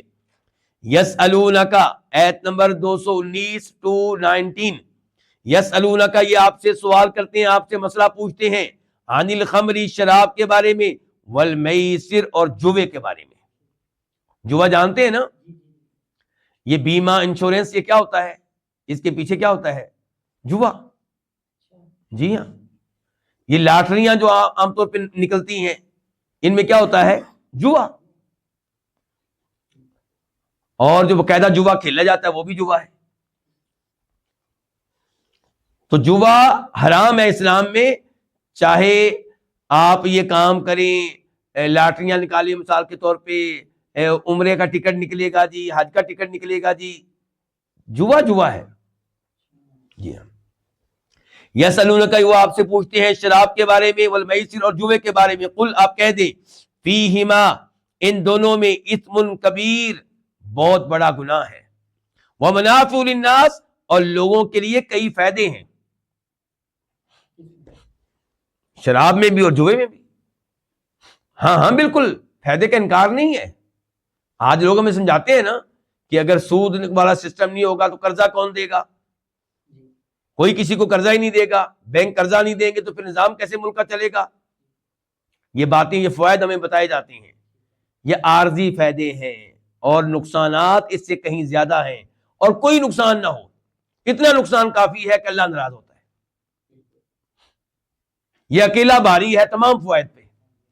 اور دوسری بات یہ کہ فائدہ ہوتا نہیں ہے ایسی چیزوں میں، جن چیزوں کو اللہ نے حرام قرار دیا ہے ان میں جو چند فائدے نظر آتے ہیں وہ عارضی قسم کے ہوتے ہیں، حقیقت میں نقصانات ہی ہوتے ہیں۔ اللہ نے جس چیز کو حرام کیا ہے اس میں ہمارا فائدہ ہے۔ آپ کہہ رہے ہیں نا حیران ہو رہے فائدے کیا ہیں، مثال کے طور پہ شراب پینے سے ایک دفعہ انسان سارے غم بھول جاتا ہے، کوئی 24 گھنٹے کے لیے تو جان چھوٹے گی نا غموں سے، مصیبتوں سے، اس قسم کے فائدے یہ عارضی قسم کے جو ہوتے ہیں۔ اور جوے میں بھی بظاہر جو جوے میں جیت گیا ایک دفعہ اس کو فائدہ نظر آ رہا ہے، دوسرے کا نقصان ہے۔ اب اس کو چسکا پاڑ کے اگلے جوے میں یہ اپنی بیوی ہار جائے گا، مکان ہار جائے گا، لیکن ایک دفعہ اس کو فائدہ نظر آ رہا ہے۔ وہ کہے گا وہ دیکھو وہ مکان جو میں لیا نا جوے سے لیا میں نے.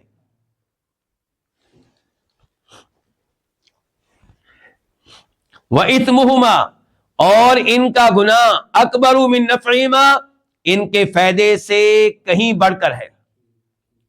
اچھا اللہ نے یہ نہیں کہا کہ ان کے نقصانات، کہا ان کا گناہ.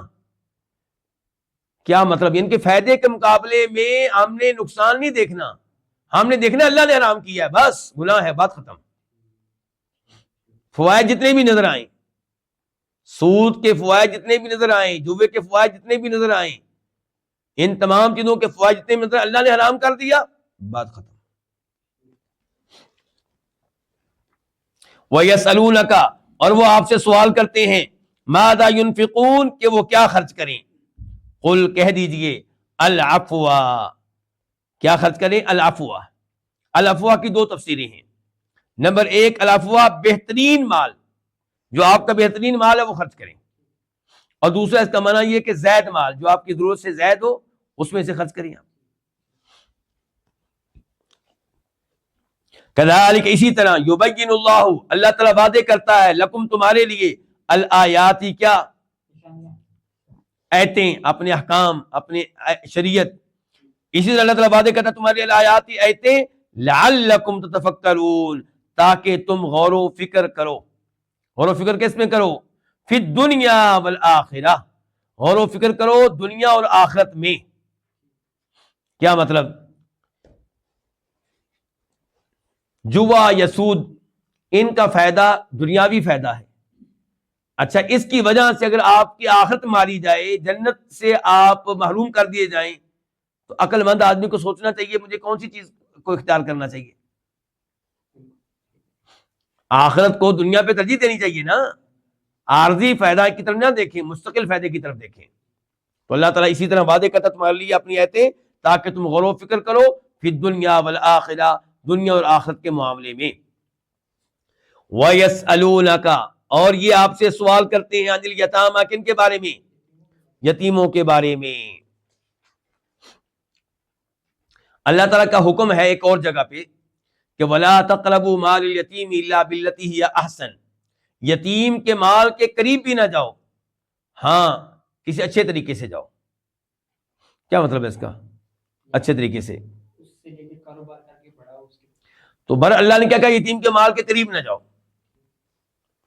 تو مسلمان جو ہے وہ ڈر گئے کہ اللہ نے کہا یتیم کے مال کے قریب بھی نہ جاؤ، الا باللتی ہی احسن. انہوں نے احتیاط کی، پھر احتیاط کرتے ہوئے کیا کیا انہوں نے؟ ٹھیک ہے کیوں چاہتے نہیں؟ ٹھیک ہے تو آپ چاہتے ہیں موبائل کا مجھے بتا دیا کریں. تو عبداللہ ابن عباس کہتے ہیں کہ اللہ نے فرمایا وَلَا تَقْرَبُوا مَالَ الْيَتِيمِ إِلَّا بِالَّتِي هِيَ أَحْسَنُ، یتیم کے مال کے قریب نہ جاؤ. تو انہوں نے احتیاطاً پھر کیا کیا؟ یتیموں کا مال الگ کر دیا. مثال کے طور پہ یتیم میرے گھر میں پرورش پا رہا ہے، اب میں یتیم کا مال الگ کر دوں، اس کا کھانا الگ بنے، اس کا سالن الگ تیار ہو، اس کی روٹی الگ تیار ہو، تو اس میں کس کا نقصان ہے؟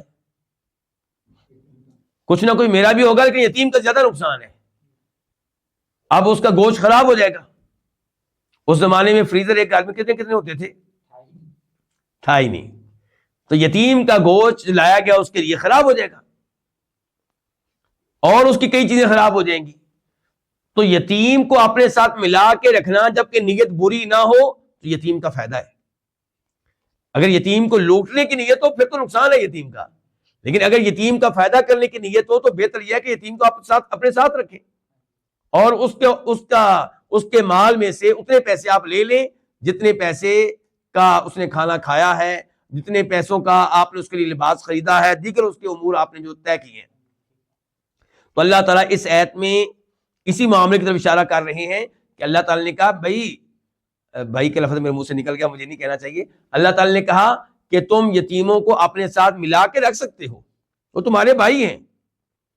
میرے اللہ تعالیٰ کے فرمان کا یہ مطلب نہیں تھا کہ ان کا کھانا بالکل آپ الگ کر دیں. نیت صاف ہو تو اس میں کوئی حرج نہیں ہے. وہ آپ سے سوال کرتے ہیں یتیموں کے بارے میں، قل آپ کہہ دیں اصلاح لہم، ان کی خیر خائی کرنا، ان کی اصلاح کرنا، ان کے کاموں کو سنوارنا خیر، بہت بہتر ہے۔ وَإِن تُخَالِطُوهُمْ، اور اگر تم ان کو اپنے ساتھ ملا لو، فَإِخْوَانُكُمْ، تو وہ تمہارے بھائی ہیں۔ فَإِخْوَانُكُمْ یہ خبر ہے، یہاں پہ مبتدا ہے فَهُمْ إِخْوَانُكُمْ، اگر تم ان کو اپنے ساتھ ملا لو، فَإِخْوَانُكُمْ تو تمہارے کیا ہیں؟ بھائی ہیں۔ وَاللَّهُ يَعْلَمُ الْمُفْسِدَ مِنَ الْمُصْلِحِ، اور اللہ تعالیٰ جانتا ہے المفسدہ فساد کرنے والے کو، من المصلح اصلاح کرنے والے کے مقابلے میں۔ اللہ کو پتا ہے کون یتیم کے مال کو لوٹنا چاہتا ہے، برباد کرنا چاہتا ہے، اور کون اس کو اس لیے اپنے ساتھ ملا رہا ہے تاکہ یتیم کا مال محفوظ رہے، ضائع نہ ہو۔ یہ بہت بڑی وارننگ دے دی اللہ تعالیٰ نے، پہلے اجازت دے دی کہ یتیموں کو اپنے ساتھ ملا لو، ایک ساتھ مل کے کھانا کھاؤ، اور ساتھ ہی کہہ دیا کہ واللہ یعلم المفسد من المصلح، اللہ تعالیٰ جانتا ہے، اللہ تعالیٰ جانتا ہے المفسدہ فساد کرنے والے کو، فسادی کو، من المصلح اصلاح کرنے والے کے مقابلے میں۔ وَلَوْ شَاءَ اللَّهُ، اور اگر اللہ تعالیٰ چاہتا، لا البتہ، آنتا مشقت میں ڈال دیتا، کم تمہیں، اللہ تعالیٰ چاہتا تو تمہیں مشقت میں ڈال دیتا، یہ حکم دے کہ نہیں یتیم الگ تم الگ، تو یہ بڑے مسائل کھڑے ہوتے۔ فرمایا اگر اللہ چاہتا تو البتہ تم مشقت میں ڈال دیتا۔ ان اللہ عزیز الحکیم، بے شک اللہ تعالیٰ سب پہ غالب ہے، کمال حکمت والا ہے، اللہ کے ہر حکم کے پیچھے کوئی نہ کوئی حکمت ہے۔ آیت نمبر 221 آپ دیکھ رہے ہیں نا، مسلسل ہم احکام پڑھ رہے ہیں، اسی لیے صحابہ کرام کہتے ہیں کہ ہم میں سے جو سورہ بقرہ پڑھ لیتا وہ ہماری نگاہوں میں بڑا عظیم ہو جاتا، بڑا عظیم آدمی بھی سورہ بقرہ اس نے پڑھی ہوئی ہے، کیونکہ وہ صرف حافظ نہیں ہوتے تھے، وہ قرآن کے عالم اور مفسر بھی ہوتے تھے، اتنے احکام جس کو معلوم ہو وہ بہت بڑا عالم ہوگا۔ وَلَا تَنكِحُوا الْمُشْرِكَاتِ حَتَّى يُؤْمِنْ، اور تم نکاح نہ کرو مشرک عورتوں سے، حَتَّى يُؤْمِنَّ یہاں تک کہ وہ ایمان لے آئیں، یعنی کہ کافر عورت سے شادی کرنے کی اجازت نہیں ہے۔ وَلَأَمَةٌ مُؤْمِنَةٌ، اور البتہ، لام کا معنی کیا؟ البتہ، یعنی کہ یقیناً، اور البتہ امۃ مؤمنہ، مومن لونڈی، کوئی مومن لونڈی ہو، خیر وہ بہتر ہے، من مشرکۃ کسی بھی مشرک عورت سے، ولو اگرچہ آجبت اچھی لگے، اگرچہ وہ اچھی لگے، وہ کون؟ مشرک عورت، کم تمہیں۔ اللہ نے پہلے کہا کہ مشرک عورت سے نکاح کرنے کی اجازت نہیں ہے جب تک وہ ایمان قبول نہیں کرتی، مسلمان نہیں ہوتی۔ پھر اللہ نے کہا کہ کوئی لونڈی مل جائے تمہیں شادی کرنے کے لیے، یہ بہتر ہے کسی بھی مشرک عورت سے۔ ان الفاظ کا خلاصہ یہ ہوگا کہ آپ کو گھٹیا سے گھٹیا، بدصورت سے بدصورت مومن لڑکی مل جائے شادی کرنے کے لیے، یہ بہتر ہے اس مشرک عورت سے جو اعلیٰ ترین عہدے پہ ہے، حسن و جمال کی وجہ سے بہت آگے ہے، مال اس کے پاس بہت زیادہ ہے۔ نہیں، ہمیں مشرک نہیں چاہیے۔ اللہ تعالیٰ نے پہلے حرام کر دیا، پھر ساتھ اللہ تعالیٰ فائدہ بھی بتا رہے ہیں، حکمت بھی بتا رہے ہیں کہ اگر یہ مشرک اور تمہارے گھر میں آ گئی تمہارا بیڑا غرق ہو جائے گا۔ البتہ آپ جانتے ہیں کہ یہودی یا عیسائی لڑکی سے شادی کرنے کی اجازت ہے، یعنی کہ کسی بھی کافر لڑکی سے شادی کرنے کی اجازت نہیں ہے، کسی سکھ لڑکی سے، ہندو لڑکی سے، اور جو دیگر ادیان کی ہیں، لیکن یہودی یا عیسائی لڑکی سے شادی کرنے کی اجازت ہے۔ اجازت ہے، ترغیب نہیں ہے، اجازت ہے بس، اور اجازت بھی مشروط ہے۔ اجازت کیا ہے؟ عام اجازت نہیں ہے، اس میں بھی شرطیں لگائی ہیں شریعت نے۔ والمحصنات من المؤمنات والمحصنات من الذين اوتوا الكتاب من قبلكم اذا آتيتموهن اجورهن محصنين غیر مسافحین، کہ مومن پاک دامن لڑکی سے شادی کر لو، یا اہل کتاب کی، یعنی کہ یہودی یا عیسائی لڑکی سے جو ہو پاک دامن۔ ہاں جی، آج پاک دامن یورپ میں مل جائے گی لڑکی، بدکاری نہ کرنے والی پاک دامن زنا سے دور رہنے والی لڑکی مل جائے گی؟ فرمایا یہودی عیسائی لڑکی پاک دامن ہو اور آپ کا اس سے ارادہ نکاح کرنے کا ہو، بدکاری اور زنا کرنے کا نہ ہو، تو پھر آپ اس سے شادی کر سکتے ہیں۔ اچھا، نمبر 1 یہودی یا عیسائی ہو، نمبر 2 کیا ہو؟ پاک دامن۔ یعنی کہ یہ کام نہیں ہونا چاہیے کہ ادھر سے کافر بھی ہے، اوپر سے وہ بدکار عورت ہے۔ بدکار عورت تو بے شرم بے حیا ہوگی، وہ تو بیڑا گرک کر دے گی آپ کا۔ تو جو یہودی عیسائی پاک دامن ہوگی اس صاحب شرم و حیا ہوگی، اسے کوئی آپ کا احترام کرے گی، کوئی آپ کی اولاد کا بھی خیال کرے گی، کوئی آپ کے گھر کا خیال کرے گی، کوئی اسے احساس ہوگا۔ اور ساتھ ساتھ علماء کرام نے آج کے زمانے میں ایک شرط اور لگائی ہے، اور باقی وہ شرط بنتی ہے۔ وہ کہتے ہیں کہ اسلام نے جن حالات میں اجازت دی تھی، یہ وہ حالات ہیں جن حالات میں اسلام غالب ہے۔ لڑکی آپ کے گھر میں آئے گی یہ سمجھ کر کہ یہ میرا خامد ہے، میں نے اس کی اطاعت کرنی ہے، چاہے وہ یہودی ہوگی چاہے عیسائی ہوگی۔ ان کو اس زمانے میں سب لوگوں کو پتا تھا کہ بیوی کا کام ہے خامد کی اطاعت کرنا۔ اور آج کے زمانے میں اگر یورپ میں جا کے آپ کا بھائی شادی کر لیتا ہے تو جو لڑکی آئے گی وہ غالب ہوگی کہ مغلوب ہوگی؟ وہ غالب ہوگی۔ اولاد کو کیا بنائے گی؟ وہ خطرہ یہ ہے کہ ان کو کہیں کافر نہ بنا دے۔ تو ایسے ممالک کی کسی لڑکی سے شادی نہ کریں۔ اگر کسی یہودی عیسائی لڑکی سے شادی کرنی بھی ہے تو ان حالات میں ان ممالک میں کریں جہاں وہ لڑکی آپ کی متحد ہوگی، مغلوب ہوگی، آرڈر آپ کا چلے گا، اور لڑکی کو بھی پتا ہے کہ آرڈر اسی کا چلنا ہے۔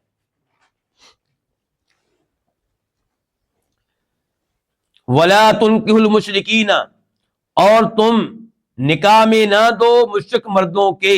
کس کو؟ اپنی عورتوں کو، اپنی بیٹی کو، اپنی بہن وغیرہ کو۔ اور تم نکاح میں نہ دو اپنی عورتوں کو، المشرکین مشرک مردوں کے، حتیٰ یؤمنوا، یہاں تک کہ وہ ایمان لے آئیں۔ اچھا جی، تو یہاں پہ بھی، وہاں پہ تو دوسری آیت میں آ گیا کہ یہودی عیسائی لڑکی سے مسلمان شادی کر سکتا ہے۔ کیا کسی آیت میں یہ بھی آیا ہے کہ آپ اپنی بیٹی یا بہن کو کسی یہودی عیسائی کے نکاح میں دے سکتے ہیں؟ نہیں۔ یہودی عیسائی لڑکی سے شادی کر سکتے ہیں، کیوں؟ کیونکہ آپ کا آرڈر چلے گا گھر میں، غلبہ آپ کا ہوگا، آپ دین پہ عمل کر سکیں گے، اولاد کو بھی مسلمان بنا سکیں گے۔ اور اگر آپ نے مسلمان لڑکی کسی مشرک کے پاس بھیج دی تو وہاں پہ تو غلبہ مشرک کا ہوگا۔ تو آپ کی لڑکی ہو سکتا ہے کل کو ہندو بن جائے، سکھ بن جائے، یہودی بن جائے، عیسائی بن جائے، تو اس کی قطعاً اجازت نہیں ہے۔ فرمایا وَلَا تُنْكِحُوا، اور تم اپنی عورتیں مشرکین کے نکاح میں نہ دو یہاں تک کہ وہ ایمان لے آئیں۔ اچھا، عورتوں کا نکاح، اور مخاطب کس کو کیا جا رہا ہے؟ مردوں کو۔ اللہ نے یہ نہیں کہا کہ اے عورت، اے مسلمان عورت، تجھے مشرک مرد سے شادی کرنے کی اجازت نہیں ہے۔ اس کے باپ سے کہا جا رہا ہے، اس کے بھائی سے کہا جا رہا ہے، اس کے دادا سے کہا جا رہا ہے کہ اپنی لڑکی کا نکاح مشرک مرد سے نہ کرو۔ پتا چلا کہ لڑکی خود اپنا نکاح نہیں کر سکتی، اور حدیث میں بھی آتا ہے، اللہ کے نبی نے فرمایا علیہ الصلوۃ والسلام، لا نکاح الا بولی، ولی کے بغیر عورت کا نکاح کوئی نکاح نہیں ہے۔ اولئک یدعون الی النار، یہ لوگ بلاتے ہیں الی النار، آگ کی طرف۔ یہ کون؟ کافر لوگ۔ اسی لیے نکاح کے یہ احکام شریعت نے دیے، یہ جہنم کی دعوت دیتے ہیں، ان کے گناہ کروائیں گے، آپ کو گناہ کی دعوت دیں گے، کفر کی دعوت دیں گے، بدکاری کی دعوت دیں گے، سود کی دعوت دیں گے۔ تو آپ کا مستقبل بچانے کے لیے اللہ نے حکم دیا ہے کہ آپ نے کسی مشرک عورت سے شادی نہیں کرنی، اور اپنی بیٹی کا نکاح کسی مشرک مرد سے نہیں کرنا، اس میں آپ کا فائدہ ہے۔ واللہ یدعو، اور اللہ دعوت دیتا ہے جنت کی، والمغفرت، اور بخشش کی، بإذنہ، اپنے اذن سے، اپنے حکم سے۔ تو اللہ نے یہ احکام دیے ہیں تاکہ آپ کو جنت ملے، اللہ نے یہ احکام دیے ہیں تاکہ آپ اللہ سے بخشش لینے والے بن جائیں۔ وَيُبَيِّنُ آیَاتِهِ، اور وہ واضح کرتا ہے اپنی آیتیں، للناس، لوگوں کے لیے، لعلہم یتذکرون، تاکہ وہ نصیحت حاصل کریں۔ یہیں پہ آج کے درس کا اختتام کرتے ہیں۔ ویسے تو میرا ارادہ تھا ایک رکوع مزید پڑھنے کا، لیکن ٹائم کم ہے، رکوع مکمل نہیں ہو سکے گا، تو یہیں پہ اختتام کرتے ہیں آج کے درس کا۔ اللہ تعالیٰ آپ سب کو جزائے خیر دے، اور آپ سب کا آنا اللہ تعالیٰ قبول فرمائے۔ آپ لوگوں کے وقت میں، رزق میں، اولاد میں اللہ تعالیٰ برکتیں ڈالے، اور اللہ تعالیٰ ہمیں اس معاملے میں استقامت دے، اور اس رمضان کو اللہ تعالیٰ ہمارے لیے جہنم کی آگ سے آزادی کا سبب بنا دے۔ وصلی اللہ تعالی علی نبینا محمد وعلی آلہ وصحبہ اجمعین۔